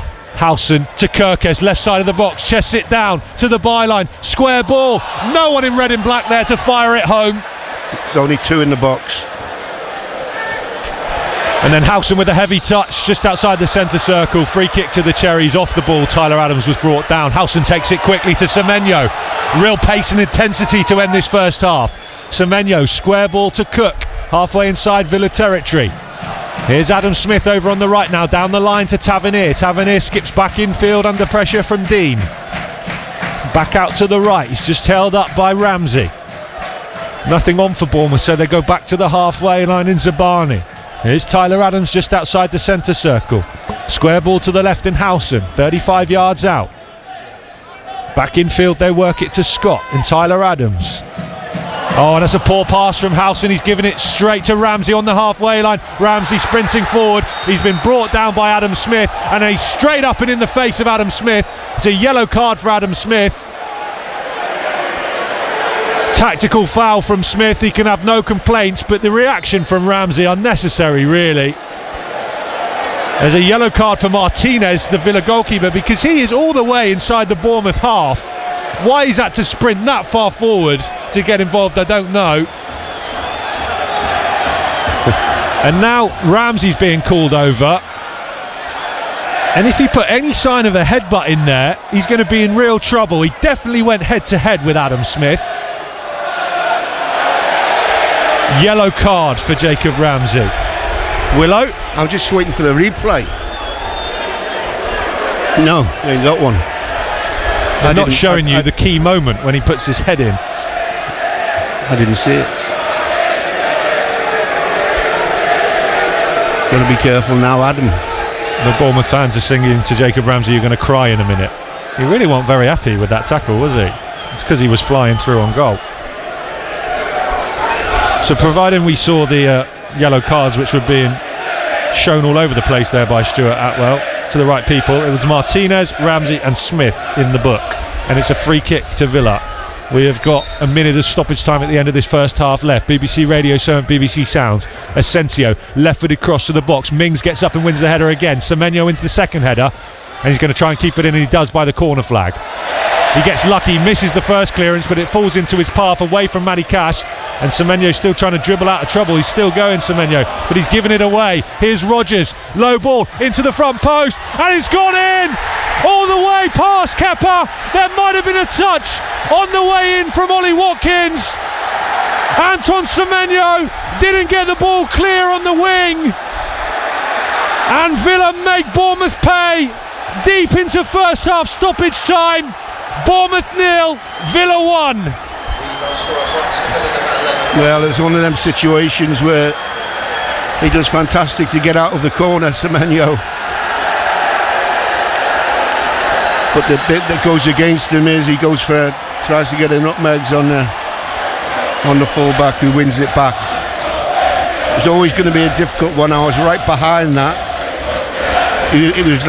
It was curling into the far corner, but it was whether anybody got a touch. Checking for offside. If he doesn't touch it, I think he'd still be classed as interfering with play. He may well have hooked that one in. Yeah, there is the faintest of touches from Ollie Watkins on the way past Kepa. Really dangerous ball in from Morgan Rodgers. And it was a stud, I think, from Watkins that has taken it past Kepa. But still we wait for that possible offside check. Wouldn't it be nice if it went our way for once? It's going to be really tight, and it will be a kneecap, if anything else, I think. For Ollie Watkins, I think it was Howson that was marking him. Goal given, no offside. Bournemouth 1-0 down. And they're going to have to do what they did last week away at Arsenal. And they're going to have to come from behind against the Champions League side to get anything out of this game. Ollie Watkins with the goal. Back underway. Howson sends it out to the right. The one thing you would say about Bournemouth in this first half, they've just not looked dangerous enough in the final third, but maybe now they can. Alex Scott out to the right side of the box in Tavernier. Adam Smith trying to skip away from Ramsey, hits the deck, can't keep hold of the ball, and Villa are going to try and break again on the halfway line. Here's Asensio, he's got Watkins and Ramsey to his left. Bournemouth get defenders back now. Villa still have it over on the left hand side. Cross in towards the front post, headed straight up into the air. Alex Scott gets the second one clear. There's the half-time whistle. Bournemouth 0, Aston Villa 1. Ollie Watkins deep into first half stoppage time after Antoine Semenyo failed to clear. Had multiple opportunities to do it, decided to try and dribble his way out of trouble, but all he did was run into a Villa player. Morgan Rodgers with the dangerous ball into the box. And the faintest of touches from Ollie Watkins, sending it past Kepa and into the back of the net. Big job for Andoni Iraola to do at half-time. John Williams. Yeah, I think it's been really even. Both teams have hummed and on. Nobody really threatened until that last one. It was Iraola making. Semenyo gives the ball away when he's trying to be positive, difficult to have a go at. But it was a situation that we would have hoped to have done really a lot more. That after all the way we played in the first half, we looked quite sound. And to be fair, so did Villa. We haven't done much either end. I thought it was going for the draw, but now we've got it all to do. Don't be surprised if you don't see them substitutions we talked about. Bournemouth's best chance in Evan Nilsson header, which was saved by Martinez down to his right. The Cherries, though, were lucky to stay at 0-0 for as long as they were. Asensio hit the post, and then there was a brilliant double save from Kepa to deny Kamara, and then Cash with 2 headers before eventually the deadlock was broken by Ollie Watkins. More from John Williams and myself to come when the players are back out for the second half. Your reaction, please, at Solent Sport on X on social media. 08000 321 333 on WhatsApp. Make Solent the first word of your message. 81333 on the text. Start those with the word Solent 2. Half time at the Vitality Stadium. Bournemouth 0, Aston Villa 1. This is BBC Radio Solent Sport.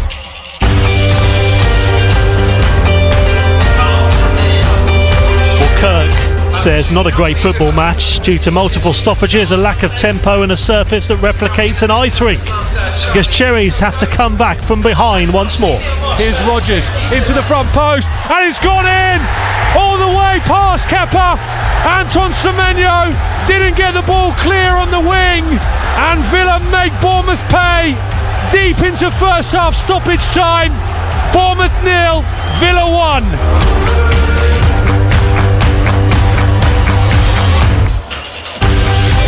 It's been a bumper Solent Sport today at 3 o'clock. Saints pulled off what seemed impossible before the game. A 0-0 draw at home to Manchester City has moved Saints off the 11-point mark.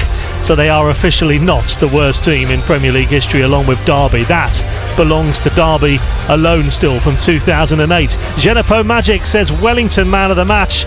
Andy Andrews says rejoice. 12 points out of 108. I think that might be slightly tongue-in-cheek. On the text 81333, on WhatsApp 08000 321 333. Start your message with Solent at Solent Sport on X. At half-time we'll hear from Simon Russ, the Saints interim boss. We'll get some reaction from there at St Mary's Stadium and go from some scores right across the country today and your latest sports news on the home of live sport across the south. BBC Radio Solent Sport. Hey Michael. Who's that? It's me. Who's me? It's me, the BBC Sounds app. I'm here on your phone. Oh, nice to meet you. How can I help? Did you know you can take me anywhere? That's good. Tell me more. Well, with the app on your phone, we can go to the supermarket, the park, or even the pub. Now that's more like it. Did you know you can even listen back to yourself? Can I? Just click there. At 11 with the latest BBC News for Hampshire, Dorset and the Isle of Wight, I'm Michael Coote. Ooh, I do sound good. See, Michael? It's that easy to hear any of our shows on Solent. Perfect. BBC Radio Solent has got you covered anytime, anywhere on the BBC Sounds app. Ian Wilding. BBC Radio Solent Sport. Hello, very good evening. The sun still shines, so Cherries have it all to do at half-time as well. Gordon in Highcliffe need to get our act together, riding our luck given to silly yellow cards, need to be much more aggressive, not happy with the referee. Hello to Patrick in Dorchester, says my prediction of 3-0 last night was wrong, thank goodness. 0 points for the prediction league, but we'll take it. Well done Saints, so unlikely, says Patrick. Puddletown though beating Catterstock by 7 wickets in the Dorset League, says Patrick in Dorchester. Thank you Patrick for getting in touch. And Southampton with Simon Russell here from soon. James Bree also up on BBC Sounds, that's going up on that this evening.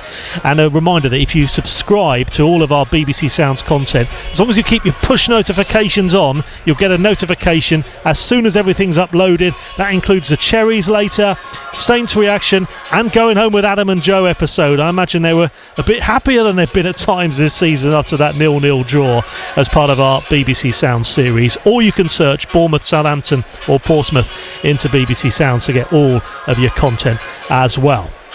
So that's to tell you about that. We've got so much going on today. It's been a busy show on Solent Sport. Just to tell you as well, in the cricket, Hampshire, they're just coming to the end of the second day at Trent Bridge. Nottinghamshire 129 for 6 in the county championship in their second innings, after Hampshire in their first innings bowled out for 196. Nottinghamshire lead by 266 runs now with 4 wickets remaining. The final play today, BBC Sport app and smart speaker, and tomorrow again when it gets underway tomorrow morning, you can listen to that on your smart speaker as well.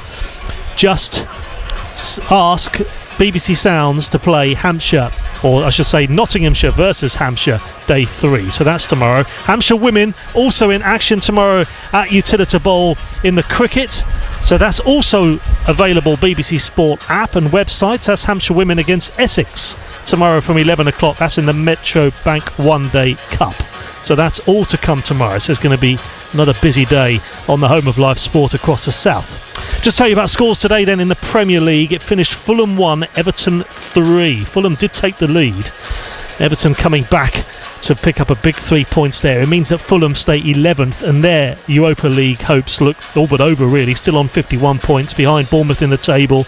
Brentford moving up to 8th as things stand. They won 1-0 at Ipswich as well. Sade with a goal.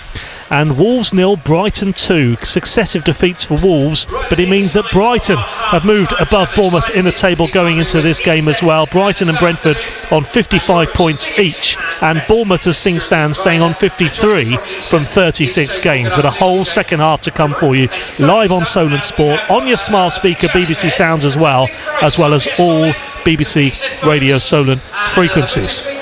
So that was in the Premier League today. In League One playoffs, Leyton Orient an 88th minute penalty in the first leg of their semi-final means it's evenly poised. Leyton Orient 2, Stockport 2. How things change. I remember those two not long ago, particularly Stockport back in the National League. Leyton Orient a fair few years ago now. While in League 2, an 8 o'clock kickoff tonight. That's Notts County against AFC Wimbledon. In the Women's Super League today, Arsenal securing a second place finish, beating Man United 4-3 at home. Chelsea, they go a whole season, 22 games unbeaten, the first Super League side to do so, beating Liverpool 1-0. It also finished Aston Villa 3, Brighton 1. Crystal Palace, who are already relegated, 10 points adrift of Tottenham Hotspur, second from bottom in the end. They lost 5-2 at Manchester City, City 5, Crystal Palace 2. Everton 1, Tottenham 1, and Leicester 4, West Ham 2 is how it finished. In other sports news today, what about Isle of Wight's Brandon Robinson-Thompson? In the Turkish Open, he equalled the course record to surge into a 3-shot lead going into the final round. 9 under par, 62, 14 under for the week, 3 clear of Spain's Jorge Campillo, China's Hao Tong Lee, and South African Robin Williams. So Isle of Wight's Brandon Robinson-Thompson, it's a huge day for him tomorrow, and if he wins or if he doesn't, whatever happens, all the reaction from that and these games today and the cricket, loads to come. Breakfast Sport Bulletins every half an hour from 6 o'clock on Monday morning, and I'll be in the old Bulletins chair for that one, so looking forward to that on Monday morning. A reminder as well, from 8 o'clock tonight, after this, Stefan Newhan-Howes will be letting you know about the Radio 1 Dance and BBC Introducing Talent Search. Your chance, if you've ever wanted to perform in Ibiza. Bournemouth's No Colour, a track of the week, and Krug from Southampton is also featured artist of the week. So that's all to come from 8 o'clock this evening. Busy on BBC Radio Solent. You're listening to Solent Sports, BBC Radio Solent, 81333 on the text. Get in touch, Solent your first word, and WhatsApp 08000 321 333 or at Solent Sport on X. Hello to Todd in Poole, says, shame about the news of John Williams going to be retiring at the end of the season. My best memory was going to see him at the Millennium Stadium in Cardiff for the nationwide Division 3 playoff final in May 2003. Thank you very much for all the games you've given us through the ups and downs and highs and lows. You as a player and Radio Solent have done Bournemouth proud. Enjoy your retirement, John Williams. So what a nice message that is from Todd. Thank you very much indeed. And if you want to pay tribute to Willow and the great job he's done over the last couple of decades, then you can text WhatsApp throughout the rest of the campaign as well. 81333, Solent your first word, and WhatsApp 08000 321 333 at Solent Sport on X. Let's now hear then from interim boss Simon Rusk. A happy man, I'd have thought, after a 0-0 draw at home to Manchester City in the Premier League, speaking to Adam Blackmore. Simon, what a difference a week makes. We always say a week's a long time in football, and you go from last Saturday to this Saturday, chalk and cheese. Yeah, look, I think obviously last Saturday was a difficult one, but as I alluded to, I thought the games leading up to that, I was really happy about what progress we were making, particularly defensively, and we saw more of a complete version of that today. So, delighted for the fans, delighted for the players, and we wanted to aspire to finish the season as strong as we possibly could, and really nice moment for everyone at the end to get such an important point. What was the key to get, I think, third clean sheet of the season? What was the point? You've had 2 clean sheets now with this team, so what is it? I think you have to adapt to your opponent. You have to find a way. If we go toe-to-toe against Manchester City, we lose. So you've got to find a different way to get something out of the game. And that's what we've done. It was a lot of hard work from the players. My job since I've come in is I wanted to be clear about supporting the players as much as possible, because it's been difficult for them, they're people, and it's been difficult for the supporters too. So, if we could create some type of identity in a short period of time, and something which we think can give us a chance of getting points out of games, then that would be job done in many respects. And I think we've done that. We've moved past the points record, which meant so much to the club and so much to the supporters, and that's been done through hard work. I find it ironic listening to Ruben Diaz moaning about the dry pitch and the gamesmanship. We've got Man City moaning about game management, which they're brilliant at, but the players showed some wisdom, some game management today, and I think that's been lacking at times, but they actually were as cynical as they could be today, which they had to be. Yeah, that's it. It's you've got to use everything at your disposal. You've got to be streetwise in these games, but I think as well that defending is a great art and it's a skill. And concentration levels required against these teams that we're playing against need to be elite, and they were today. Yeah, I think some of the defensive blocks were terrific. Injury time tackle from Joe Rebo on O'Reilly in the penalty area, about 2 minutes to go, sort of summed up the afternoon for me. I thought that was tremendous, and for him not to play much football recently and come on and play like he did was great credit. Yeah, and look, part of being a professional footballer is being robust with disappointment week in, week out, and Joe's had to do that, and his attitude has been unquestionable, and with Leslie's yellow card at half time, we felt it was the right thing to do. So I thought Joe was excellent. Joe was part of an excellent team display today, and on a personal level I'm really pleased for him. You took a gamble after criticism last week. You started with no strikers. If it backfires, you get criticised. They played really well and they worked hard off the ball, the 3 of them using their speed. Was that the key to playing with that front 3 that you did? Yeah, well, I think if you spoke because of their ability to move.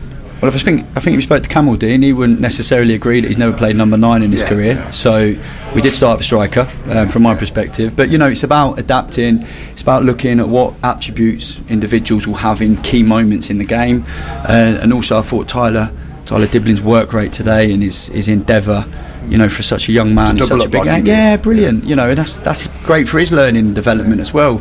So I'm probably keen to swerve away from individuals today, because I thought as a collective, I spoke about unity at the start of the week, and and it was clearly there to see today. And again, that connection with the supporters, really pleased for them to go home and enjoy that moment there. I think we're all pleased. The 7 minutes of injury time seemed like 27, but let's just talk about it. Whilst having 12 points is nothing to shout about in the big scheme of things, for the city and the club and the fans not to have that stain that would have been there had they stayed on 11 points is huge and worth being happy about. That's a massive thing to get past. Yeah, absolutely. And I think, listen, it's been weighing on them for so long. Yeah, there's 2 things to that. Great it's gone. We can sort of draw a line under that.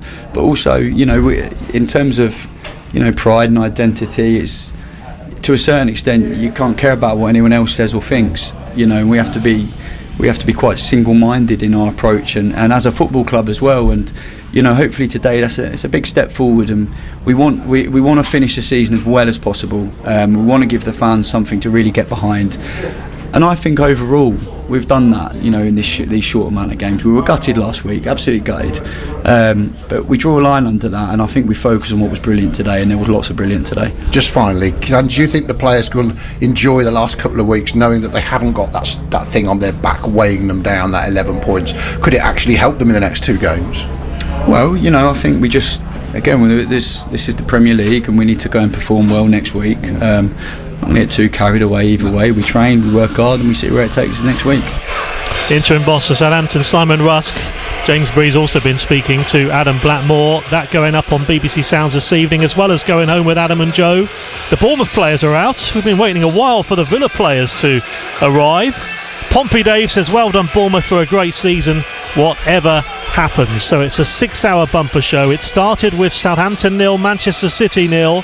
Can the Cherries get themselves back into this game? With 3 games left to play, 2 after this afternoon, a win would move them back up to 8th in the table. Here come the Villa players. Smart speaker, BBC Sounds, all Solent frequencies.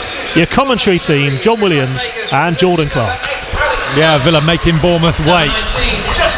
And also making Justin Kluivert wait on the touchline to be allowed on by the 4th official. Alex Scott off, Justin Kluivert on. Scott on a yellow card and a couple of blows to the head in the first half.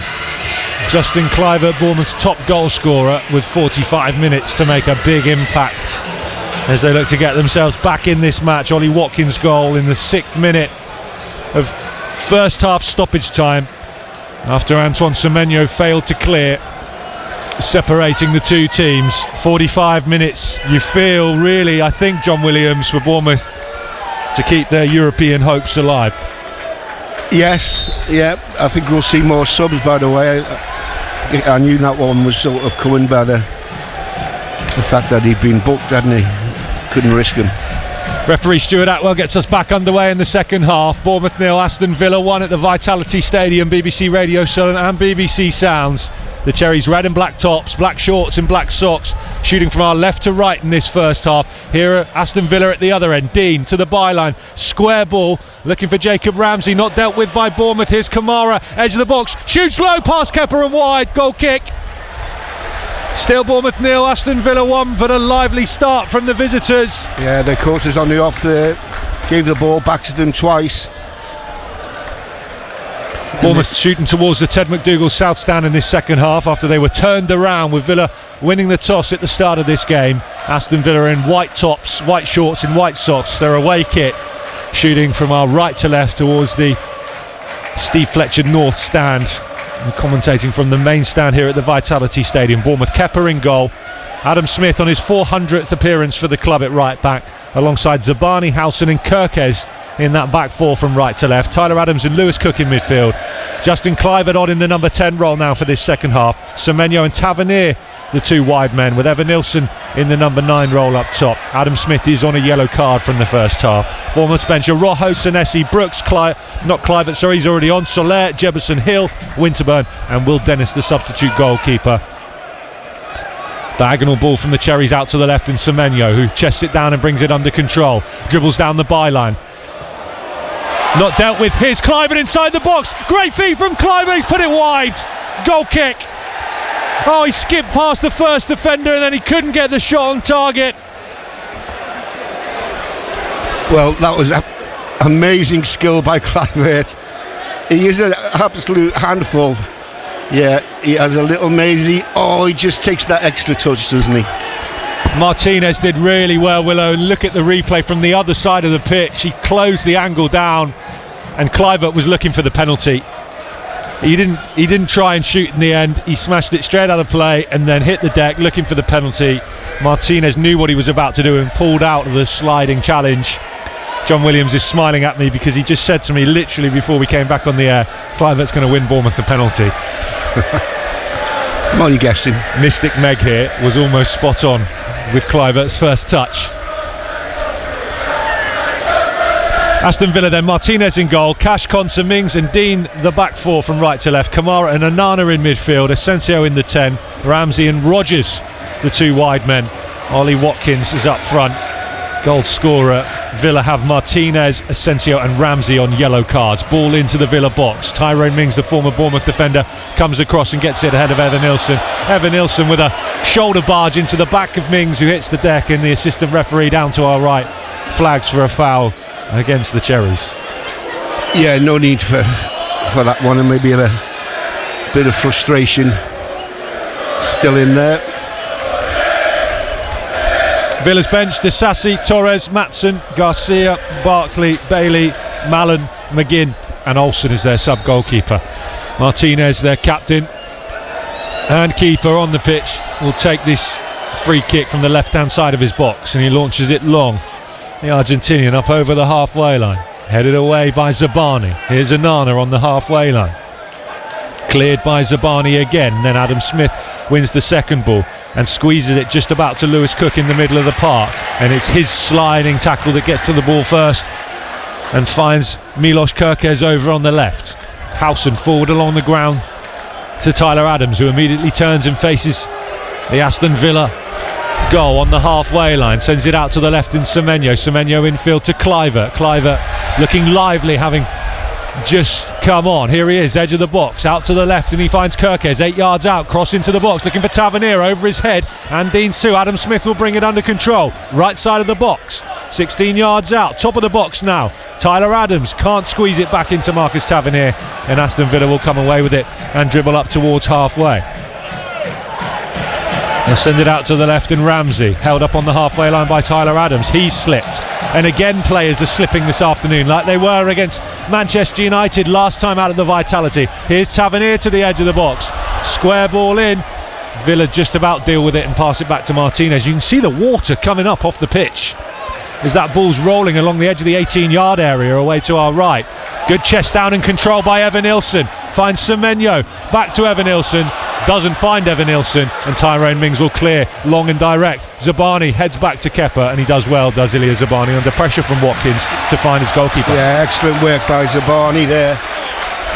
Just needed to get that little touch on it to see back to the keeper. Here's Adam Smith down the right, forward to the edge of the box. Tyrone Mings has cut it off. He's held it up and kept it in on the byline. Square ball back in field to Konsa, under pressure from Evan Nilsson. Evan Nilsson's barely touched him, John Williams, and he's hit the deck and he's won a free kick.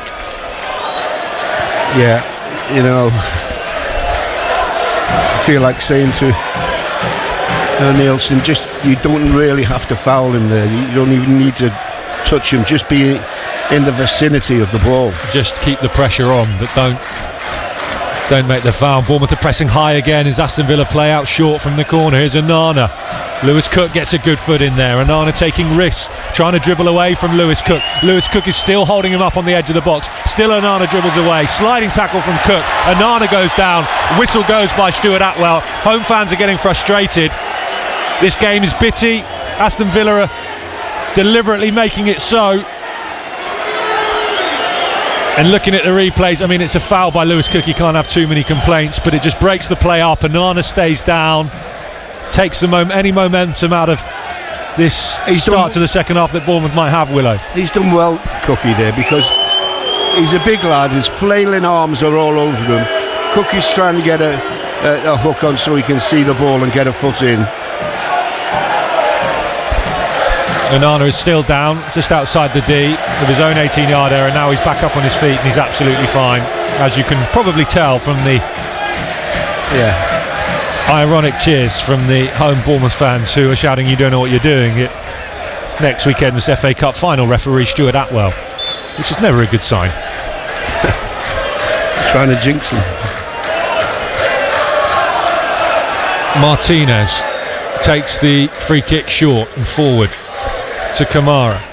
Kamara will dribble up towards halfway under pressure from Kluivert. Tavernier wins it back for Bournemouth on the halfway line. Goes back to his goalkeeper Kepa.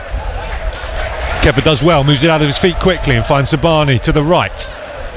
And Bournemouth play it up to halfway. And Cook and back to Zabani now through Smith. Diagonal from Zabani from right to left, looking for Semenyo. Headed away. Another slip. This time it's Kerkez. He brings Morgan Rogers down as he slips. And the referee blows for a free kick. And Kerkez is holding his right leg and hobbling as he walks away. John Williams, I can't say I noticed it a great deal in the first half, but we had a few messages into Ian Wilding, like that Man United game, which cost Evan Nilsson so dearly, the slip. Players losing their footing all over the place again on this Vitality Stadium pitch. Well, I mean, the only thing I can suggest is that it's hard underneath and they're putting water on top. That wouldn't help. I think things. You're spot on with that.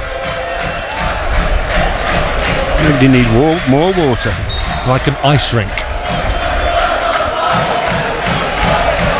Free kick to Villa, halfway inside their own half. Konsa sends it long to the edge of the Bournemouth box. Howson heads back to Kepa. Cool, calm and collected from Dean Howson. Kepa drops it to the ground and will play out with his feet. Forward to Howson. Howson goes long and high down the left, looking for Semenyo. Semenyo's nudged Cash off the ball, who's hit the deck. And the referee blows for another free kick. And of all the ones that have been given recently, I'd say that was the softest of the lot. Yeah. Seems to be getting caught up in it. Iraola not happy. In the ear of fourth official Darren Bond, down away to our left.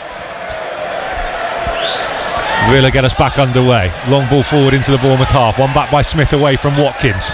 Right side, this near side, early ball to the edge of the Villa box. Evan Nilsson wins the header back to Tavernier. Tavernier on the volley, out to the left-hand side, picks out Semenyo along the deck. Semenyo down the line to Kirkes. Kirkes keeps it in, wins a corner for Bournemouth. Yeah, good work there. Nice switch of play. Kirkes are eventually winning us the corner. Can we just put this one in the box, please? They messed up two routines in the first half, did Bournemouth. And just to let you know, John Williams, Antoine Semenyo is stood on the corner of the box again, where he's been stood for those last two routines. Kirkes, I think, is meant to be involved, but is struggling. So he's going to go back to halfway and he's sending Adam Smith forward instead. It does come into the box from Cook to the front post. Onana heads it straight up into the air and out of play. Another corner to Bournemouth. Not a great delivery from Lewis Cook. He'll get another chance to make amends. Just have a look in there. We need someone who can get across the first man. Kluivert's at the front post. Zabani stood on the keeper Martinez. Howson's by the penalty spot. To the front post again, not dealt with by Villa. The ball's bouncing inside the 6-yard area. Martinez catches it. Dear me, not many people reacted to that one, did they? Just a couple of bounces, the keeper was on it. They're trying to make it congested for Martinez. Well, I'm surprised though, because he's very good with, you know, coming and claiming the ball. That all the crosses Bournemouth are putting in, they're really close to Martinez. And they're messing around with it on the edge of their own box, and Kluivert's nicked it back. Konsa's gone down. Free kick to Aston Villa again on the edge of their own 18-yard area. And Justin Kluivert is holding his hands in prayer and looking at the sky and saying, please, please let us get away with one. Didn't look that much of a foul, did it? I think there was a bit of a slipping in there, wasn't it? Stuart Atwell is not having that Bournemouth high press this afternoon and the aggression involved in it. And now Sean Cooper and Tommy Elphick are in the ear of the fourth official too. Ball's outside the centre circle. Here's Luca Dean on the halfway line. Lifted over the top, looking for Ilya Zabani. Bounces into the Bournemouth box and Kepa will bring it under control with his feet and pass it out quickly to Dean Howson.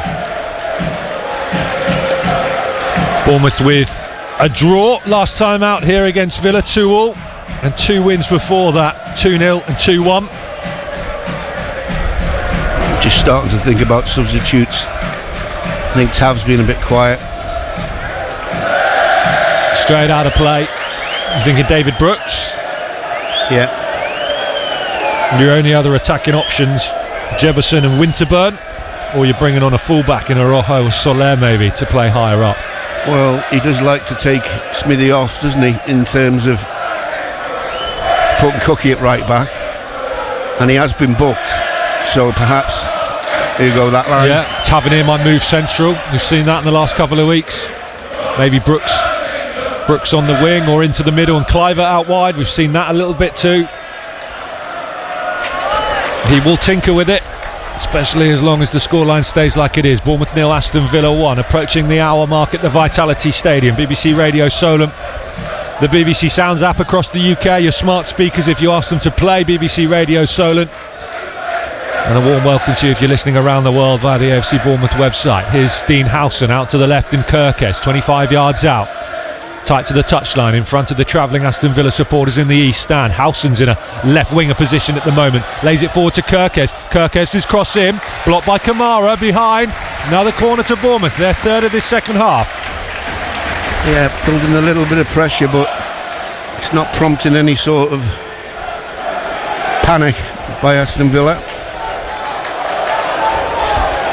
Again, Lewis Cook will jog over to retrieve the ball and take this corner. Again, Semenyo, edge of the box, along with Smith. Kirkes is back towards the centre circle. Cook delivers, curling to the front post, and again it's straight into the arms of Martinez, and it's a comfortable catch for him. Don't like that when they're catching them around their waist. Somebody's got to get closer. What have they seen, Willow? They're obviously targeting something at the front post that they think they can exploit, but it's just not. It's not happening for them with those corners. Five corners, and we ain't produced anything. But they keep trying it, so they obviously feel there's something there. Ball's now out on the halfway line. Kirkes is in a wrestling match with Ollie Watkins, who's given away a foul, and Watkins punches the ground in frustration and then turns to the referee. He just shrugs his shoulders. Kirkes had an awful lot of Ollie Watkins' shirt there, and maybe you can understand why Ollie Watkins is so frustrated. Willow's smiling. Yeah. Long ball from Bournemouth out to the left. Semenyo's kept it in. Under pressure from Matty Cash. He hasn't kept it in. It's gone out of play. It's a throw into Aston Villa in the right back position. It's a scrappy game. It's not been a great watch so far, Willow. No, it hasn't. Both teams, like you say, it's been a bit of a chess match, trying to outdo each other with different sort of moves. Remember, Bournemouth dropped down to 10th after the 3 o'clock results. The win for Brentford and Brighton. Stay above Fulham in 11th, who lost 3-1 at home to Everton.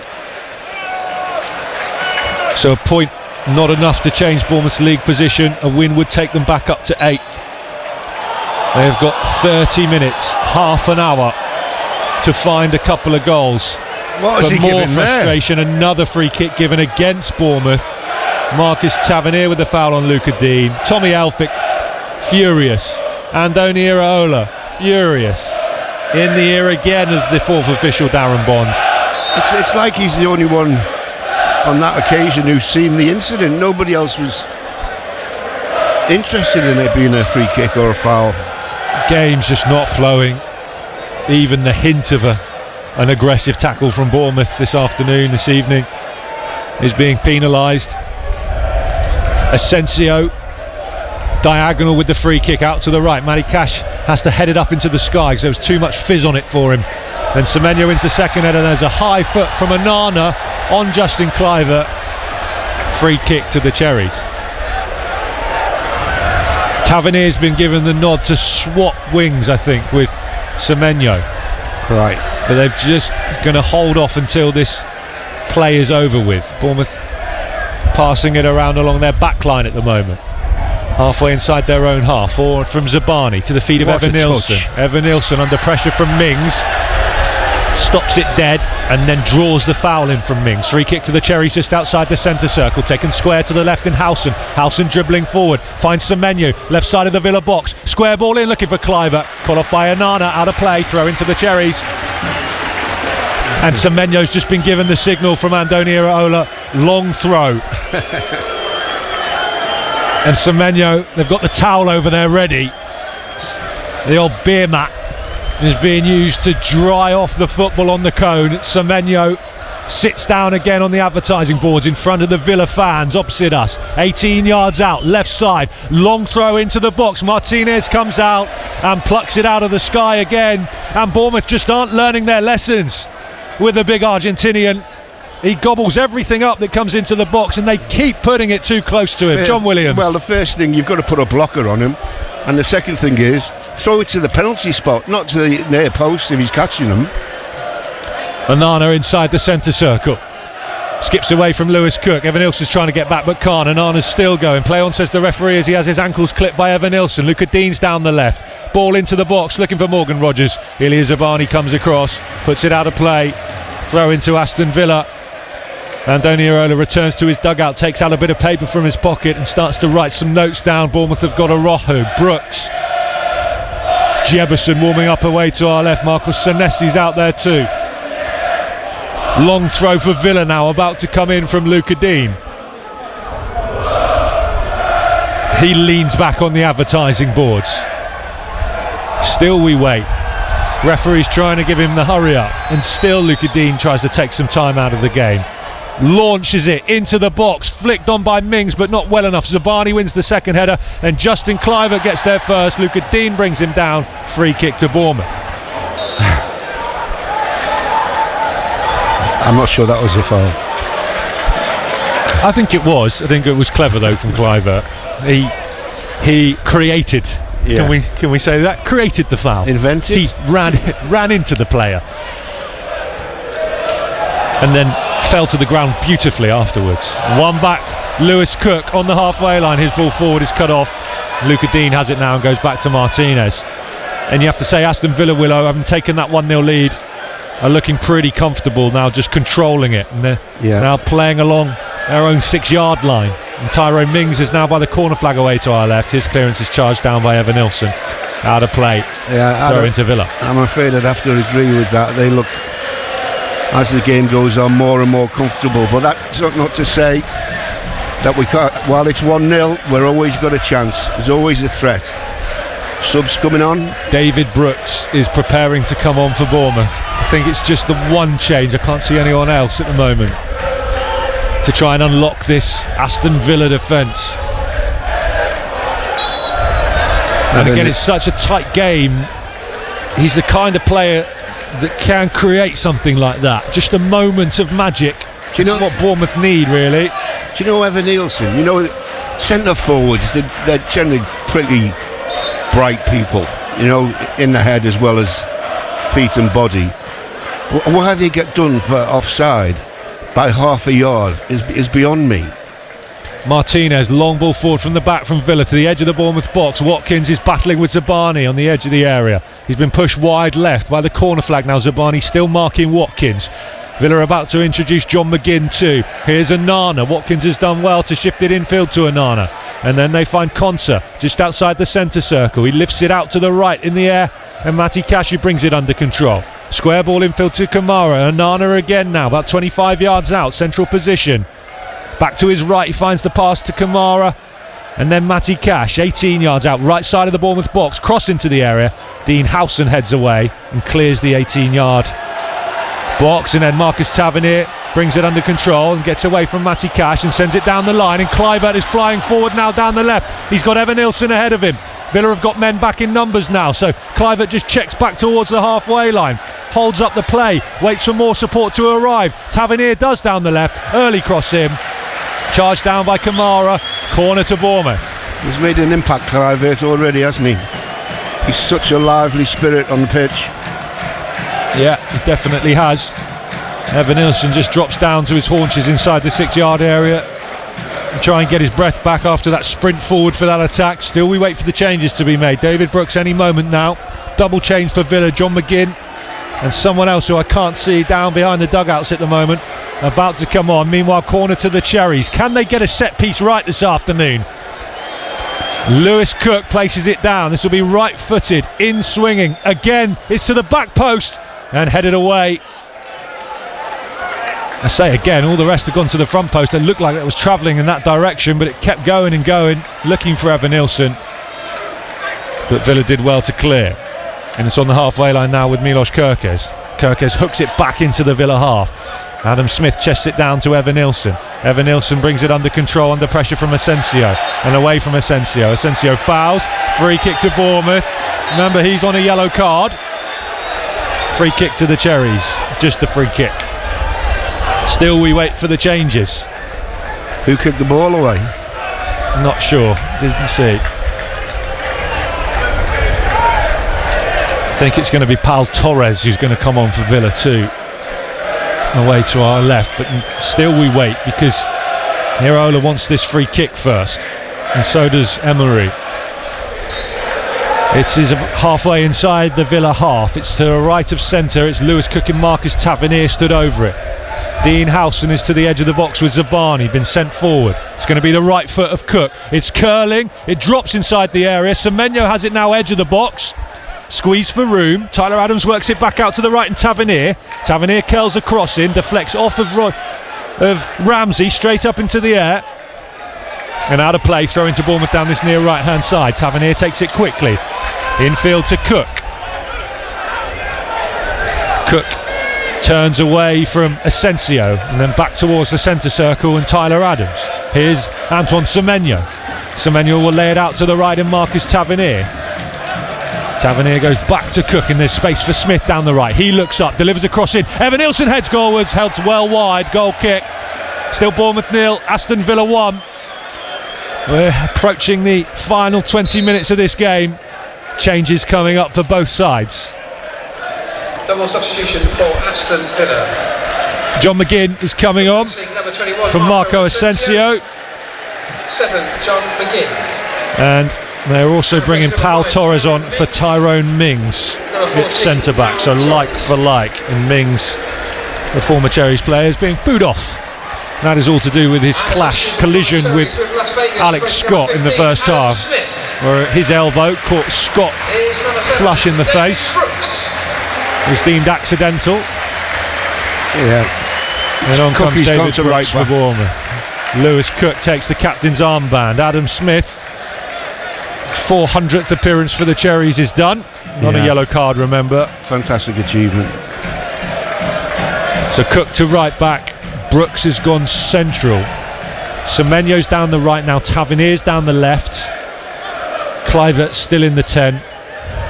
So David Brooks into central midfield alongside Tyler Adams. Willow, what do you make of that? Yeah, I would have done the same. Yeah, just a different selection on who were taken off though. Lewis Cook's first job at right back is to slice it straight out of play. Bournemouth winless in their last 4 against Aston Villa. Haven't beaten them since a 2-0 victory here in 2022 under Scott Parker. The first game. Cross into the Bournemouth box. Kepa comes out and claims and then rolls it out quickly to Kirkes. It's their first win back in the Premier League, that one against Villa. Not long before Scott Parker then departed. Here's Kluivert, left side of the Villa box. Just holds it up and goes back to Tavernier. Square ball infield to Tyler Adams, halfway inside the Villa half. Here's David Brooks, edge of the area. Semenyo joins in. Evan Nielsen's out there too, trying to roll the ball around his feet and then dribble into some space, but Villa get it away. Bournemouth win it back on the halfway line. Yeah, there's good skill there to start with, but then just got stuck under his feet, and very difficult when you've got 3 round you. It's the voice of John Williams. Here's Justin Kluivert, edge of the box, lays it into the path of Tavernier, too much on it. Martinez comes out, slides to the ground at the feet of Tavernier and gets there first. Still Bournemouth 0, Villa 1. Oh, that was all about weight and pass. If he could have just took 2 yards out of it, I think he could have been on that. Villa play it out. Martinez drops it to the ground. Onana then finds Torres, left side of the box. Torres just holds it up and then goes back to Martinez, who just coolly touches it away from the on-rushing Kluivert and then clears out of play. Throw into Bournemouth, nearly on the halfway line down this near right-hand side. Oh, that's heavy back pass from Zabani to Kepa, who had to change the direction of his run and then bring it under control on his thigh as it bounced up in front of him. Not the kindest of back passes, John Williams. Coming in hot is what they call it. He did well, did Kepa. Made a brilliant double save in the first half. Did Kepa to deny Kamara and then Cash.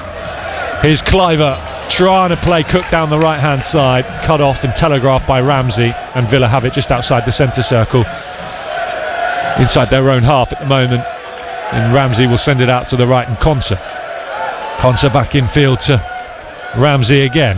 Ramsey forward, but he's passed it straight to Tavernier on the halfway line. And then Cash nicks it back away from Tavernier. It's been such a scrappy and poor game really throughout, and then Tavernier wins it back away from Morgan Rogers. And Villa have it back now inside the centre circle. It's not been a pretty watch. Here's Kirkes on halfway. Bournemouth just haven't looked dangerous enough in the final third, and he gives it away. Well, it's won back by Ollie Watkins, who then passed it straight to Howson. Basketball at the moment. You have it, we have it. Here's Kluivert over on the left. East Stand still bathed in sunshine. approaching the final 15 minutes of this game. A goal in it, Bournemouth still in it. Ollie Watkins in the 6th minute of stoppage time at the end of the first half is what separates the two teams. Here's Ilya Zabani winning it back away from Watkins, who stayed down injured. Zabani doesn't care, he's playing on. Forward to Brooks on the halfway line. Brooks down the right wing. Finds Semenyo 20 yards out. Semenyo just holds the ball up, waits for support to arrive. Ollie Watkins is still down away to our left.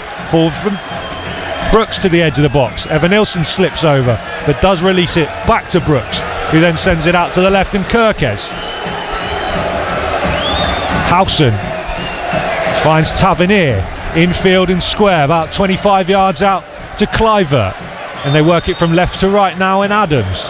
Brooks joins in again through the middle, finds Semenyo just outside the D. Semenyo squeezed for room. Villa with everyone back behind the ball apart from the injured Ollie Watkins away to our left, who is now back up on his feet.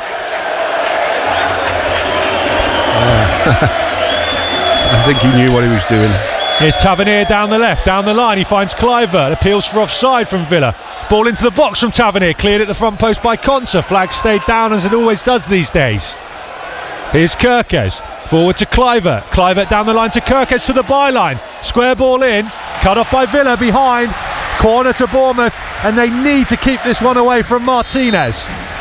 Yeah, I'm just going to have a look, see if we... Substitution for the Tories with Las Vegas. Show your appreciation, please. Change for Bournemouth. For number 12, Tyler Adams. Birthday boy Marcos Senesi's coming on. Tyler Adams is off, and he sprints straight off behind the goal.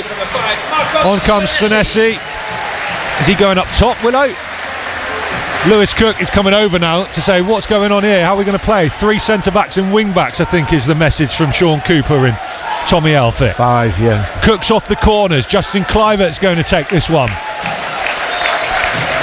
Over on the far side, Justin Kluivert, right-footed, under the crossbar. Martinez is on the deck and in the goal, and the whistle goes. It's clever from Martinez. He's holding his left buttock, and he's making out like he was shoved into the net. I can't work the tactic out, Will. I know they've surrounded him more there, but why they keep... But the one thing you've got to do, if you've got enough men... I've just seen the replay. There's no one near him. He's just his own players pushed him over. Yeah. And you give them the opportunity to do that. Yes. I mean, but that shouldn't have been given as a foul. That tactic is just not working. No, absolutely. From the corner, putting it under the crossbar. If he's not catching it, he's falling over. In either way, it's game over as far as the corner's concerned on every occasion. With Luca Dean on the halfway line. Hooks it back into the Bournemouth half. Dean Howson brings it under control under the header from Zabani, and space for Tavernier now on halfway. He's got Kirkes flying forward ahead of him down the left. Kirkes has the ball at his feet now, left side of the box. Kluivert, Evanilson and Semenyo are inside the area. Kirkes, Tavernier and Kluivert get it all wrong over on the left, trying to play it down the line. Goal kick to Villa. They lead by 1-0. We've got less than 15 minutes to go. Time ticking away for Bournemouth. Just a bit of lack of communication there. Kirkes was a willing runner. Yeah, just couldn't get beyond the offside trap. Only has to be another 2 or 3 mile an hour and the ball's gone, especially on this surface. I feel like, Willow, this is where we see, the issues they have with the wingers being out injured and the lack of options on the bench. They've had to bring Senesi on to go to 3 central defenders. There's Ramsey away from Zabani. Zabani pulls him down. Yellow card to Ilya Zabani. Free kick to Villa. About 25 yards out. The ideal change in these scenarios for Andoni Iraola is chucking on Ouattara and Sinisterra. Yeah, and they're just definitely, yeah. This second half of the season, the wingers just haven't been available enough for him. Really feel that's something they've got to look at in the summer with the recruitment. The resilience maybe of their wingers. Semenyo, the only one who's been fit throughout the course of the season. Tavernier's had multiple injuries. Ouattara's gone now maybe for the final 3 games. Sinisterra's barely played. It's not a new thing, wingers getting injured though. No, I know. McGinn, ball into the box, bounces past everyone, out of play, goal kick to the Cherries.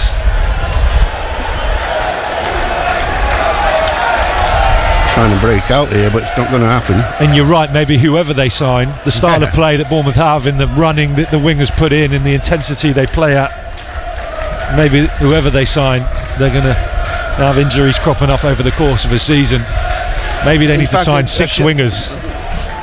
Because they're generally very quick. That's probably the origins of the injuries. Here's Kamara. Ball to the edge of the Bournemouth box. Morgan Rogers, left side of the area. Held up by Howson.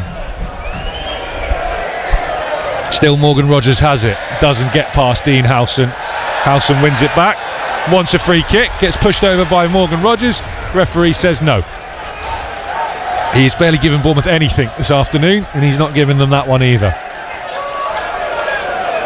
Luca Dean dries the ball off on his shirt, and he's going to send a long throw in to the edge of the Bournemouth 6-yard line. Leans back on the advertising boards, about 6 yards out, launches the throw into the 6-yard box, headed away by Howson. Zabani was there too. David Brooks dribbles away with it from the edge of the box out to this near right hand side. He gets clipped, goes over. Free kick to the Cherries. Jacob Ramsey, second yellow card. He is off. Aston Villa are down to 10 men, and Bournemouth are going to have 10 minutes against 10 to try and get themselves an equaliser and maybe a winner. The game swings again. Well, I would say that's really naive by him as well. There's no way he was getting back in front of Brooksy. But as we know, Willow, going down to 10, he will miss some important games coming up, I think. Not that matters to us. Well, it's 2 yellows, so he'll miss their next one, which is Tottenham at home. Here's David Brooks. Can Bournemouth make the extra man count? Semenyo in the box, shoots just wide. Oh dear me, what nearly instantly did they make that extra man count. Semenyo with ease turned away from his man, and he couldn't get the right footed shot on target. Bournemouth still 1-0 down, but now perhaps their confidence will build. John Williams. Oh, it was an excellent turn. Left the boy for dead, and just a little bit, about 10 inches past the far post. Get it into Semenyo's feet more often, if that's what he does on the edge of the box. Long clearance from Martinez into the Bournemouth half. Howson heads back to his goalkeeper Kepa. Could be in for a cracking finale here at the Vitality Stadium now. Bournemouth down the left. Tavernier just holds play up halfway inside the Villa half, dribbles infield, finds Howson just outside the centre circle. Howson forward to David Brooks. Brooks 20 yards out, lifts one into the box. Evan Nilsson with a header saved by Martinez. Oh, it would have been a beautiful goal. It was brilliant from Brooks with the outside of the left boot. Another Evan Nilsson header saved by Martinez, corner to Bournemouth. Oh, what a great ball in. I have to say, if it's that height, you have to find the corners. Corner to the Cherries. Tavernier will deliver. Left-footed. It's curling to the back post. Headed away by Villa. Here's Semenyo, edge of the area. Looks up, lays it into the box. Here's David Brooks onto his left foot. Lays it off to Kluivert. Stands it up to the back post. Headed away by Torres. Out to Kirkes with the shot. Cleared by Villa. Bournemouth want a handball. No, says Stuart Atwell. They'll check it back in Stockley Park. Yellow card for Howson for getting right in the face of the referee, appealing for a penalty. Either way, it'll be a corner to Bournemouth. Do you know the thing that we're just watching it again? Handball. Kirkes with the shot. No, it's at his elbow. He's got his arms tucked in. He turned away. Cries of VAR around the Vitality Stadium. You're not going to get that one. The only thing is, they know it's going to go to Stockley Park. Why risk getting booked? It's hit. Yeah.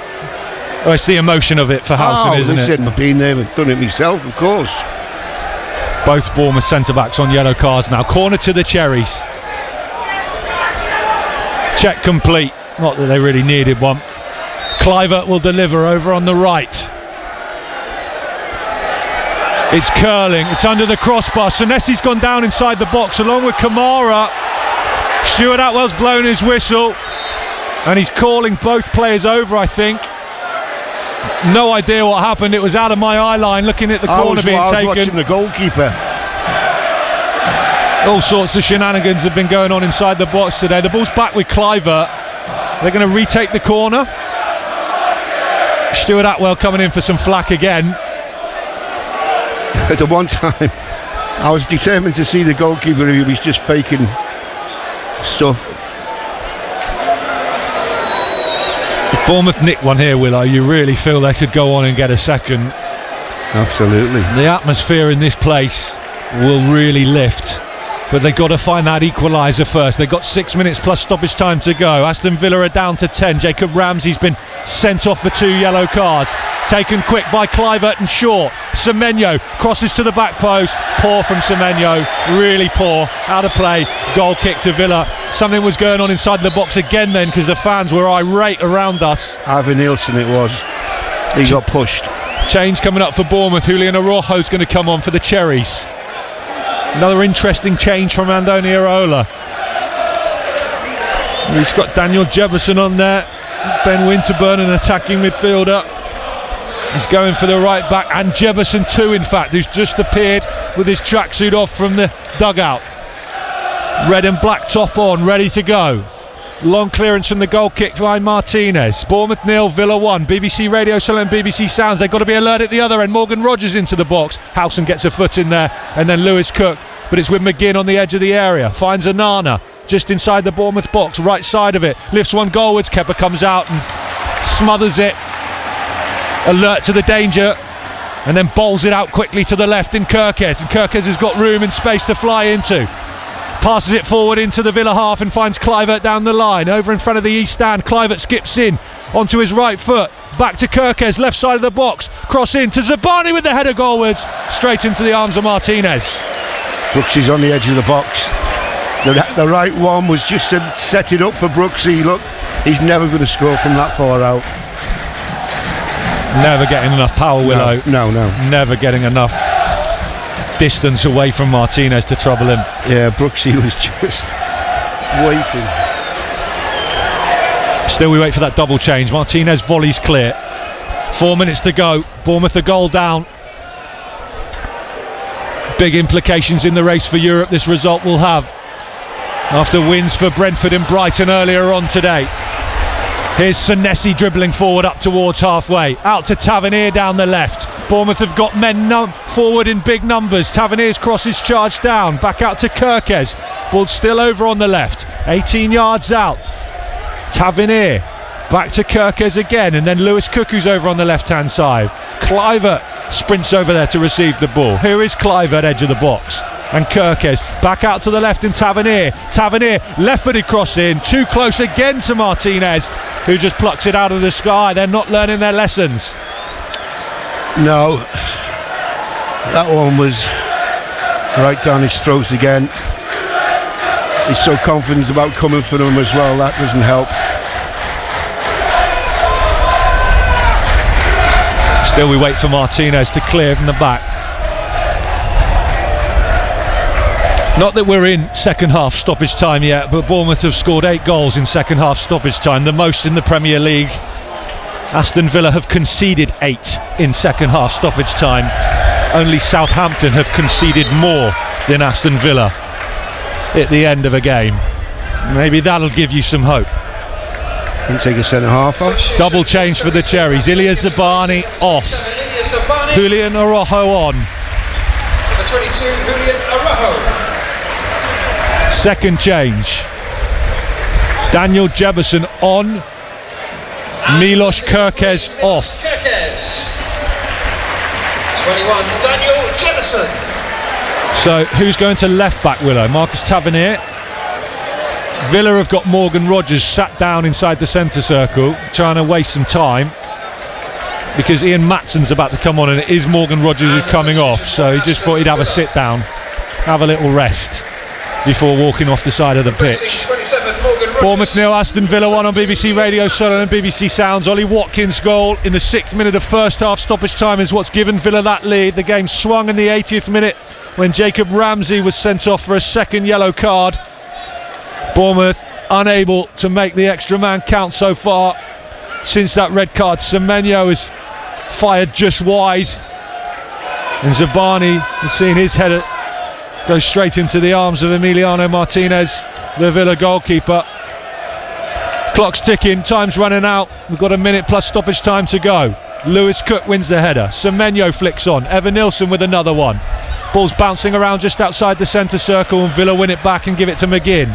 McGinn forward to Ollie Watkins, who sends it out to the right, looking for Marcos Senesi to come across and do some defending, and he does, and he wins a throw-in for the Cherries. Brilliant from Senesi. That was brilliant. I don't know how he's come out with the ball. He was the wrong side of it.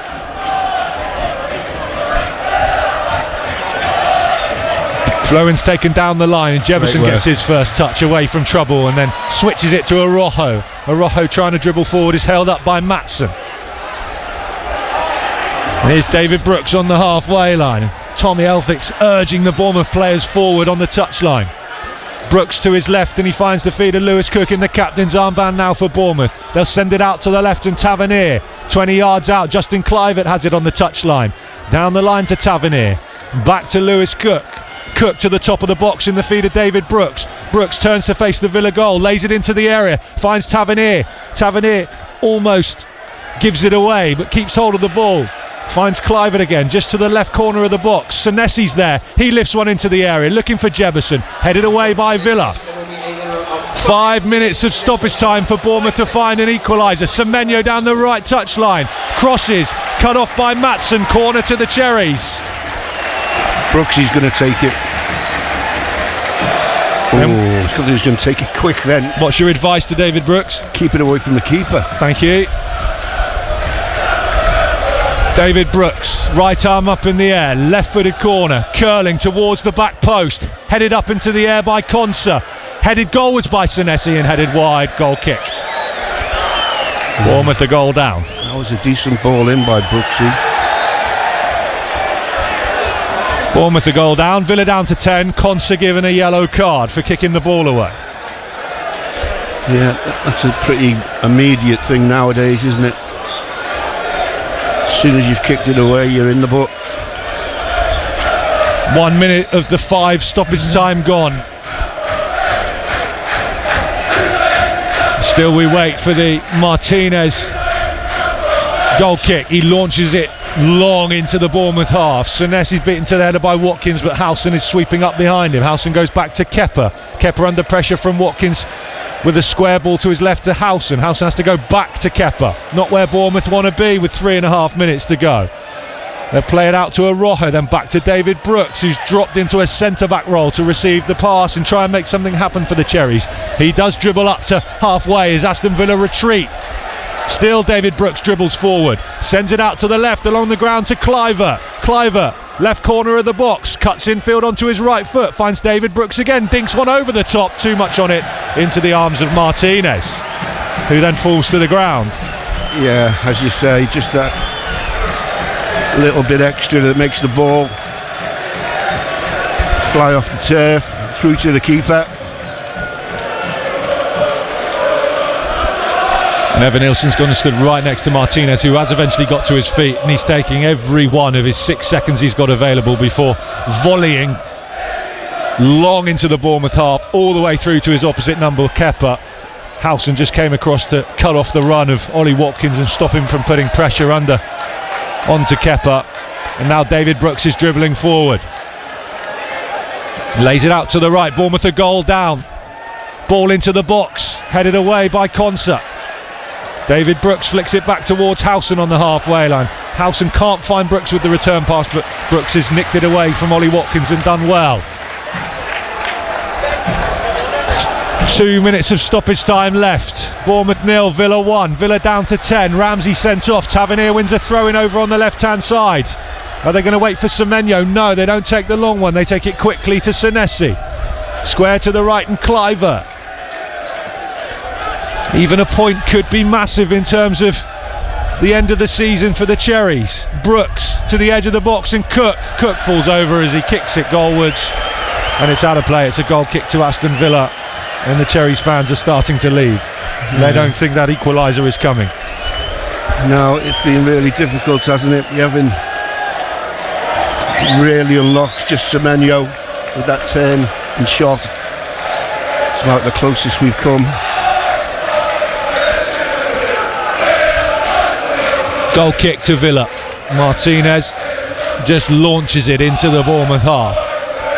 Howson heads away on the edge of his own 18-yard area. Jefferson flicks it out to the left in Tavernier. There's still time for Bournemouth if they want it. 1 minute to go. A goal down against Villa. Here's Tavernier. Held up halfway inside the Villa half. Square ball to the right in Brooks.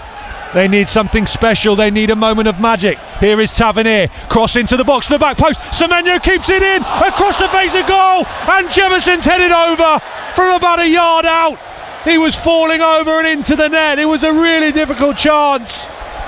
But that was Bournemouth's moment and they've not taken it. Goal kick. Well, that was quite amazing. Oh, it's a save. Oh, it's a brilliant save from Martinez from Semenyo. Semenyo side foots it down. Martinez heads away. It's a really tough chance at the back post for Jefferson. Yeah, it is. Yeah, I don't even know physically how he keeps that down. Semenyo's the chance. Was Semenyo shooting or was he trying to square it? I'm not quite sure. He could edge his bets. I think he's just trying to get a foot on it. The 5 minutes of stoppage time is up. We're at the referee Stuart Atwell's discretion now. Bournemouth the goal down to Villa. John McGinn flying down the right, hits the deck, throw into the Cherries.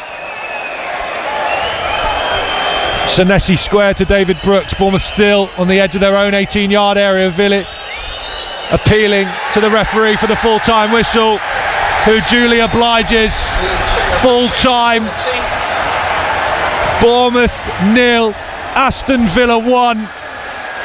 Aston Villa's hopes of qualifying for the Champions League again given a huge boost, and in the process they dent Bournemouth's hopes of qualifying for Europe for the first time in the club's history, quite significantly after wins for Brentford and Brighton today. The Cherries will stay 10th in the table, 2 points behind Brentford and Brighton, with 2 games to go, and one of them being away at Manchester City, a ground where they have only ever been beaten. John Williams. Yes, it was one of them days, wasn't it? We've come up against some really good opponents this season, and this particular one, you have to say, is a really good organised Aston Villa team. He's got them defending with a really high line. They're very difficult to break down if you do go over the top. They've got pace in the right places. And as much as we huffed and puffed until the end, Semenyo, if he can get it was difficult because it was quite a hot cross that came in, and he's dangling a foot trying to get on the end of it. He did get some contact, but the keeper's pulled a fingertip save out to keep it out of the goal. So it's been a real difficult day for us, and Aston Villa will probably say we kept you at bay as well as getting a goal. Bournemouth stay 10th, Brighton in 9th on 55 points, 2 ahead of the Cherries. Brentford in 8th in that position, which we don't know yet, might mean European football next season on 55. They have the better of the run-in of the teams, Brentford with Fulham and Wolves to play. Brighton have Liverpool and Spurs, Bournemouth, Man City and Leicester to come. Fulham will probably feel they might be out of it now, although not mathematically in 11th, having lost today on 51 points. They still have to play Brentford, but they also have to take on Man City on the final game of the season. Aston Villa themselves up to 6th and level on points with Chelsea in 5th and Newcastle in 4th in those final 2 Champions League spots. Real disappointment here at the Vitality Stadium this evening. You can see it on the faces of the Bournemouth players as they just head round the ground and show their appreciation to the home fans. And now back down the tunnel. Post-match reaction to come if we can bring it to you between now and 8 o'clock. More from John Williams too. Let's hear your thoughts. Is that the European dream done and dusted, or do you still hold and maintain some hope that Bournemouth can find something away at Manchester City a week on Tuesday, and then at home to Leicester? They will need other results to go their way too. At Solent Sport, please, for your reaction on X, on social media. 08000 321 333 on WhatsApp. Make Solent the first word of your message. Do the same on the text. The number you need is 81333. Full time at the Vitality Stadium. Bournemouth 0, Aston Villa 1. This is BBC Radio Solent Sport. Noel says very much a case of after the Lord Mayor's show, because Cherry's European hopes are now looking a lot less likely than they did at 5:30 this evening. Here's Rodgers into the front post, and it's gone in all the way past Kepa. Anton Semenyo didn't get the ball clear on the wing, and Villa make Bournemouth pay deep into first half stoppage time. Bournemouth 0, Villa 1. Well, Simon Rusk and James Bree from a Southampton perspective, that's available now on BBC Sounds after the 0-0 draw at home to Manchester City moves Saints up to 12 points and off the dreaded 11-point mark as well. But what about these comments from Ruben Diaz, the Manchester City player, after the game, saying frustrating to play a team like them. They don't even try to play. Not good for the league. And he said a lot more as well besides. 81333 on the text if you want to respond to that. If you want to respond to Bournemouth's performance tonight, Solent your first word. WhatsApp 08000 321 333 at Solent Sport on X. And like Clarkey said, Andoni Iraola will try and bring that for you before 8, the head coach and a player. All of that going up on BBC Sounds as well. You can just subscribe as well to our BBC Sounds page. Keep your push notifications on and you'll get a notification as soon as all of our content is uploaded on the home of live sport across the south. BBC Radio Solent Sport. Hello, I'm Ian Wilding. Let's bring in John Williams, then ex-Cherries defender and assistant manager. And that's a tough one to take, Willow, isn't it, this evening? But this is what you come up against when you're playing in the Premiership, isn't it? It's real tough some days, and we come up against an Aston Villa side that are really very, very well organised. You know, they keep a high line. They try to win the ball back early, and it's difficult to play against. We did create a couple of chances. Both of them fell to Semenyo. One with a turn and shot from the edge of the box, which was a great turn actually. I wondered why we haven't pushed the ball into him more like that, and if you can spin like that and get a shot away, it could be something in it. And of course the one at the end was a great cross from Tav right to the far post, and Semenyo, he just tries to get something on it. He's dangling his leg. I think he just got the slightest of touches, and of course the keeper pulls out an absolute worldly save with his fingertips. So, you know, we've been on a great run. Can't be too down because of the way things have gone. I think just sometimes when you come up against a side like Aston Villa, you better have everybody who is available fit, otherwise you'll probably get found out. And with Fulham losing at home to Everton today, so Fulham and Bournemouth both suffering defeat in the European chase, but Brentford with a 1-0 win at Ipswich, and then Brighton winning 2-0 at Wolves, Willow. So Bournemouth staying 10th with 53 points from 36, 2 points behind Brighton and Brentford now with 2 matches left to play. Would have moved back up to the top 8, but then with Manchester City away now, you've got to win your last 2. As difficult as that's going to be with Leicester at home, last match of the campaign. But to be fair, we've been saying that all season, haven't we? Yeah, we have. You know, Man City's coming up, Liverpool, Man United, all the teams, every game is super difficult, and you have to be absolutely everybody on it. If possible, you have to get your fittest team out, your strongest team in terms of having players injured, if they're the people who would be in the team, it makes it very, very difficult to go to these places. But you know, we can go there with optimism. Southampton have drew with them today. I imagine that's stinging for Man City, and we'll see how we can go about it and break them down. And we've done it once this season, so let's see if we can get up there and do it again. Ross in Plimpton says Boscombe can have no complaints. Villa always had the match under control, never under pressure.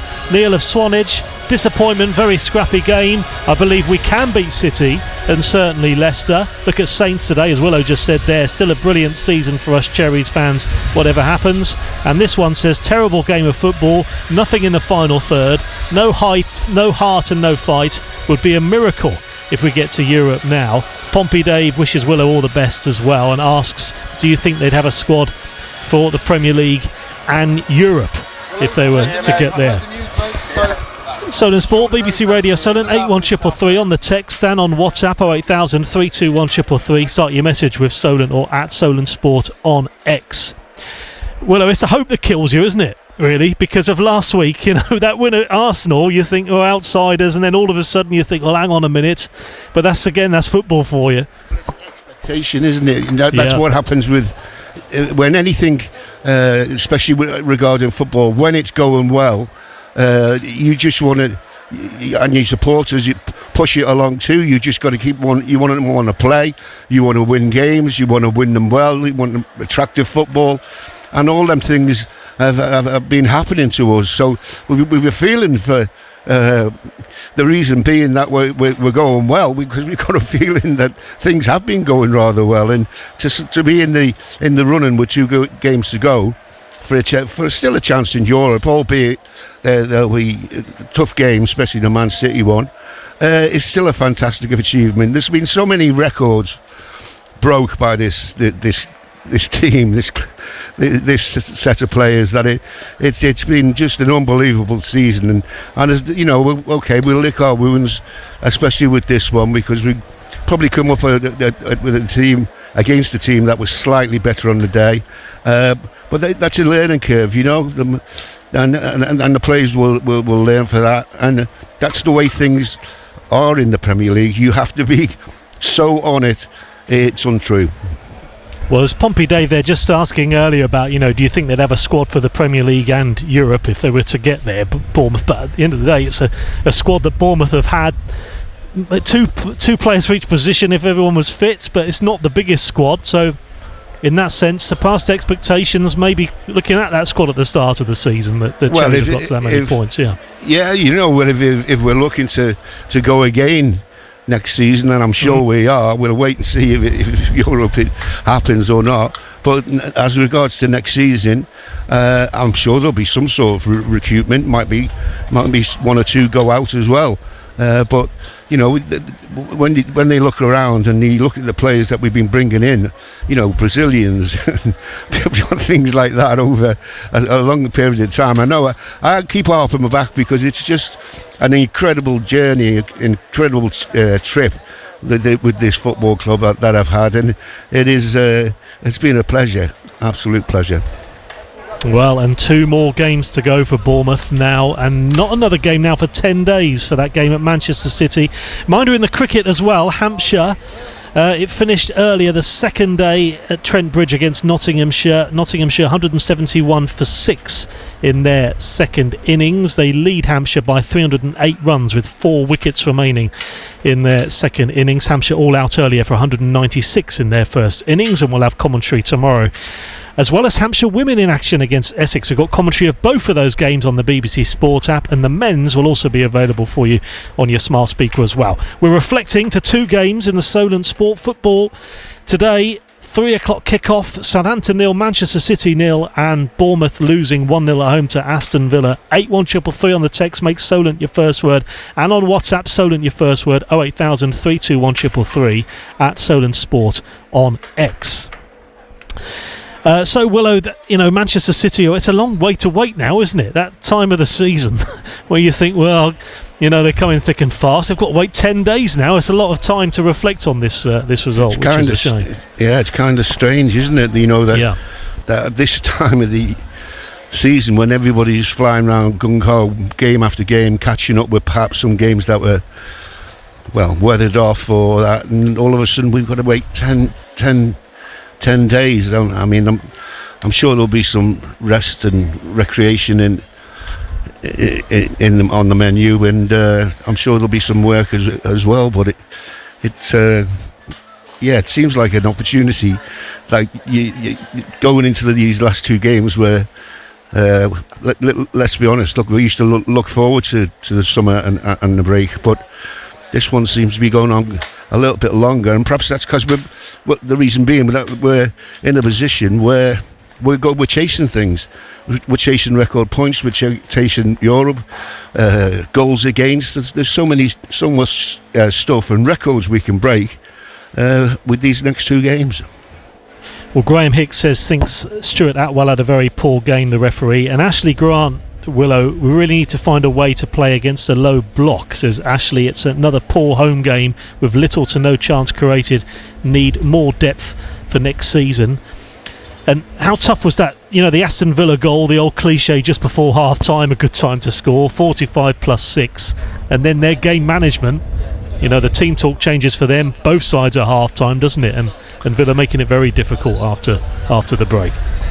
Yeah, they did, and but you know, when you know you're coming up against a team like Aston Villa, there's a way you have to go about it. I mean, we tried to do our normal thing, which is to press them.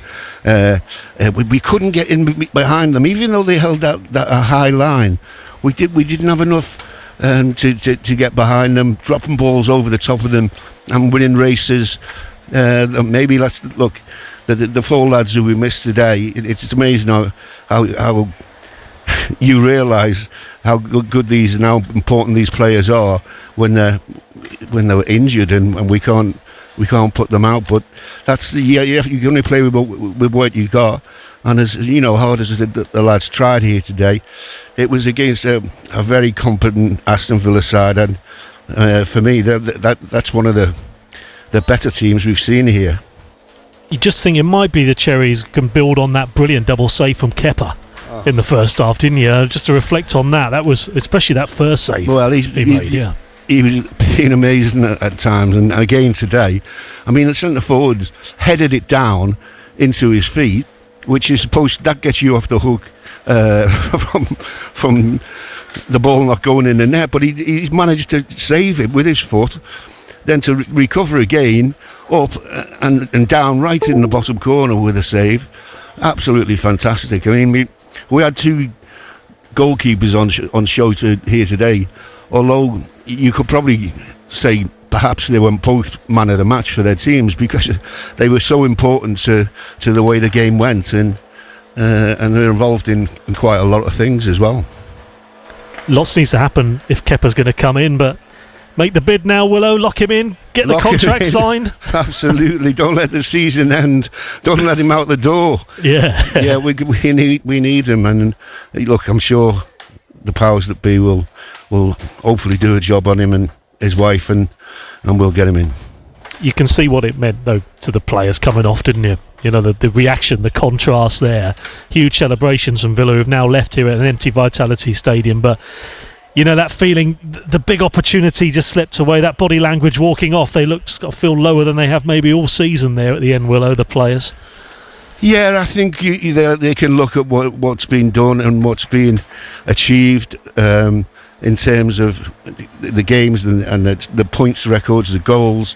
I think they have to look back and reflect on that. After the last game against Leicester, I'm sure it'll be a chance for everybody to get together, you know, for I don't know, man, whatever they want to do, drink or have a cup of tea and get the lads and everyone together to you know, talk about what they want to do for next season, how they want to be, you know, the stuff that they're going to do in pre-season.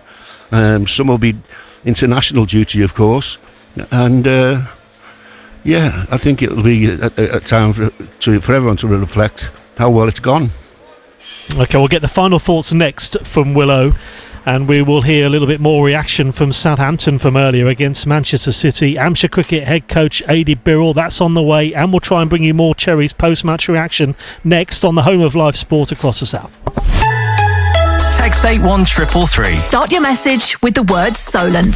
Texts are charged at your standard message rate. See our privacy notice at bbc.co.uk/local radio privacy. BBC Radio Solent. Alan Newman at breakfast. People getting back into astrology. I'm a Cancerian, Alan. Do tell me all. A boss will surprise you by what they tell you. It may be in your best interest to not make hasty decisions about your job. Any use? No. The world is chaotic. By joining forces with friends and colleagues, you will achieve more than you could have done on your own. What? That was 2 days before. that was for a Gemini. Oh, right. That sounds a bit better. I'll have that one. Alan Newman at breakfast. Weekdays from 6. Just ask your smart speaker to play BBC Radio Solent. Add Solent Sport to get the latest sports news for the South. BBC Radio Solent. Solent Sport, BBC Radio Solent. I'm Ian Wilding, just in Warren Cummins as well, the former Bournemouth fullback there up. He's been in hospitality today. Another familiar face coming back to Vitality Stadium today. So Solent Sport, Warren Cummins there up there. Good to see him, Willow. It's a bit of a familiar face there. I think he's popping himself. He's going to be down in a second, isn't he, to come and meet you? He used to jump over the bars, didn't he? Yeah, he's done his best. He did think about some acrobatics. Here he comes. He's on his way. Might get an exclusive from him in a second. Yeah, we'll get him on. He'll get him on. Yeah, that'd be nice. That'd be lovely. He's on his way. He's on his way. This is an unusual exclusive here. We've got Warren Cummings here, the former Cherries left back. Warren, thanks a lot for joining us. An unusual exclusive here right at the end of Solent Sport. Nice to be back.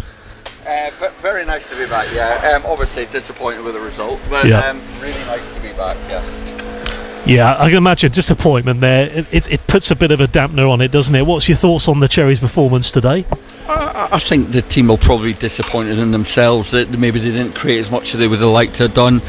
Villa were incredibly disciplined from a defensive aspect. There wasn't a lot in the game. Bournemouth just lacked a little bit in the final third, which they'll know. But I think while we're disappointed in the result, as we're all Bournemouth supporters, it can't take away what's going on at this football club and how good they have been for a long period of time of this season. So it is a momentary thing to not feel good about the result, but it can't shy away. This football team and this football club is impressive, really impressive. It is, isn't it? And the camp that I was saying last week, I was saying to Willow, it's the hope that kills you, isn't it? You get a win at Arsenal and you think all of a sudden, but there's nothing can take away from these results that the Cherries have picked up this season. I mean the achievement that this football club and this football team, and I talk about the football team right now as they are, what they're doing, and normally if you got beat by Aston Villa, you should feel really okay about playing against Aston Villa. This team and this club has got so far in their journey that it's brilliant. The football club's amazing. It's in such good hands with the owner. They've got an amazing manager with a great backroom staff behind them. So I'm disappointed for the day. However, it's just a brilliant team. We've just been saying that. On reflection, we're disappointed, but you can't let what happened earlier in the season. You have to keep your mind sort of set. Okay, there's going to be some performances that aren't perhaps what we like, but with injuries and stuff, if you can keep them away from the first team especially, then this is a great place to be. It's an amazing place to be in, and it's only going to get. We may lose players in the summer. Yeah. We probably know that. But I think the stability of the football club and what they're going to do behind it to sign new players that'll be the same players that are not the same as on the pitch right now, but players that'll make a difference again. I think it's hugely impressive, and I was gutted watching from the stand. I was really gutted. I really wanted to see a goal and the team do well. But one thing I've got to say, in terms of the tactics of the game, if I was an opposition against a Bournemouth team, if I was the manager, I would do exactly what they did. Sit off, be deep, because one thing Bournemouth want, they want space. They want space to run behind. They didn't get that today, and then that leaves you with the ball, and then you need a moment of quality. Yeah. And today we just didn't quite find that moment. No, that's not the way it's been. I can just assure you, Arsenal was absolutely. Oh, I watched that game. It was incredible. It is the way that the team's set up and way things are absolutely amazing. And it's so good to see you. I didn't expect to be on here right now. I came down to see you because I know that you're retiring at the end of the year. So yeah. I've been very fortunate. I've met so many people. I'm only down here for the weekend with my partner, and I'm so happy to see you. And I congratulate you for everything you've done for this football club as a player, as a coach, and as a commentator. So congratulations. It's been an absolute pleasure in every way.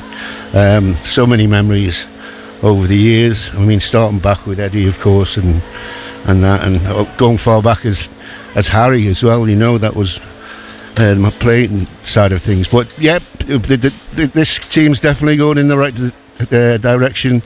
So long may it continue. Well, there's nobody better served over such a period of time than yourself to know what Bournemouth Football Club looks like. And as I say, I congratulate you, John. Amazing man. Thank you. Well, it goes to show, Warren, doesn't it? Willow's had hundreds of messages since announcing the retirement last weekend on social media. It goes to show what everybody thinks of Willow. He's just an incredible man. And one thing, legacy. You talk about legacy of people, and this football club, I believe, have legacy. And I was a very small part, very, very small part, Fletch. But John, and I always remember one thing, John. You were very good at your set pieces. Yeah, I was really enjoying them. Yeah.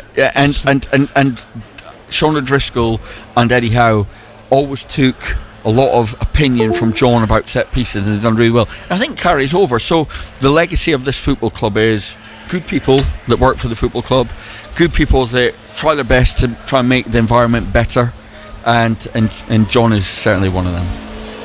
Some lovely words, and thanks very much, Warren, for coming and joining us. Little did you know you were going to come and join us on Solent Sport, but there we are. Thank you very much. Stuff. Thank you. Warren. Thank you. Great stuff. Thank you, Willow, as ever as well. John Williams will be back with Jordan Clark in 10 days' time at Manchester City after Bournemouth losing 1-0 at home to Aston Villa, but 0-0 draw for Southampton against Manchester City. Stay tuned now, though, because if you're a Saints fan, this is a very interesting words. Ruben Diaz, just have a listen to this, the Manchester City player. And it's obviously frustrating to play against a team like this. They don't even try anything. They just sit, and they don't even want to win the game. They just want to be there, and it's not good for the show. It's not good for themselves. It's not good for anyone. But it is what it is, and obviously the funny thing is that we do what Ramsdale did once, and it's a straight away a yellow card. He does it 20 times, and it's just play on. And obviously this slows the game, and it just helps them consistently. But anyway, we had our chances. We try and get in, try and be versatile, try and be flexible. That's our job. But yeah, it was obviously not easy to get in. Can you understand though why Southampton played like that in their position against Manchester City? Well, I saw a completely different team the last time we played. Yes, we can make them go down, but not like this. I don't know how many times players went on the floor, just try and waste time. I mean, it kills the rhythm of the game. Obviously, we still go against it, and we still try and look for our chances. We have to do what we must. But yeah, it's just frustrating. Goodness me, some strong words from Diaz there. Frustrating to play a team like them. As in Southampton were those words. They don't even try to play. Well, I'm sure he probably wouldn't have been saying that if Manchester City had nicked a goal at the end, but there we go. Let's hear now, though, from Adam Smith making his 400th appearance today for the Cherries. Let's hear a little bit of that now, speaking to Jordan Clark. Smithy was hoping this was going to be a celebration of your 400 games off the back of a big victory. It wasn't to be in the end. Let's start with the game, first of all. How do you reflect on it? Yes, they're a really frustrating team to play against. Stop-start, we couldn't get a rhythm against them. They didn't have many chances, but the chances they had, they took. We didn't, and yeah, I felt we didn't play our best, and just very disappointed, to be honest. Felt like the game, as you say, stop-start was broken up a lot by the referee. You like that high intensity and aggression up the pitch, but weren't allowed to get away with any of it today. The ref didn't help, did he? But it's no surprise there. We play United and they get 9 minutes, and we play Aston Villa and we get 5. So but used to it really with the referees, and then they're just fair play to Villa. They frustrated us, and they were tactically very good, and it's probably why they're a Champions League team. How do you look back on the goal that went in? I guess the timing of it was quite significant as well, right before the break, deep into that first half stoppage time. Yeah, it's obviously it started from us giving the ball away, and then I kind of felt I had to foul him to stop the counter attack, and then I think it was from the free kick, and then come back out, and then I think we lost it in the corner somehow. Quite an average ball into the box, and it's good movement from Watkins, and he's just tapped it in. So probably the worst time to concede as well. Yeah, like you said. We feel like one of those chances at the end was going to go, and it's real close, right at the death. Big save from Martinez from Semenyo. I didn't see. I didn't see the Jebbo had a header from that as well. So I don't know if he got nudged in the back by the defender, but it's like I said before. It's they get a chance in the first half and they finish it, and we couldn't do that. So. Adam Smith, 400 up for Bournemouth today. The full interview going up on BBC Sounds and Andoni Iraola when we get him. Simon Rusk and James Bree from the Saints Corner, and a brand new Going Home with Adam and Joe. That's all up on BBC Sounds right now. There is so much for you from today. Adi Birrell, Hampshire cricket head coach as well. That's on the way for you on BBC Sounds, and some really good live exclusive interviews yesterday with former Cherries and Portsmouth captain Jason Pearce, ex-Pompey captain Michael Doyle, and Glenn Cockrell, the former Southampton midfielder. That's all up. Tomorrow we've got commentary on the BBC Sport app of Hampshire women against Essex at Utilita Bowl in the One Day Cup, and Hampshire at Nottinghamshire Day 3 at Trent Bridge. Also on your smart speaker as well for Nottinghamshire Hampshire in the men's cricket. Next, it's Steph Newenhouse with BBC Introducing after a 6-hour bumper sports special.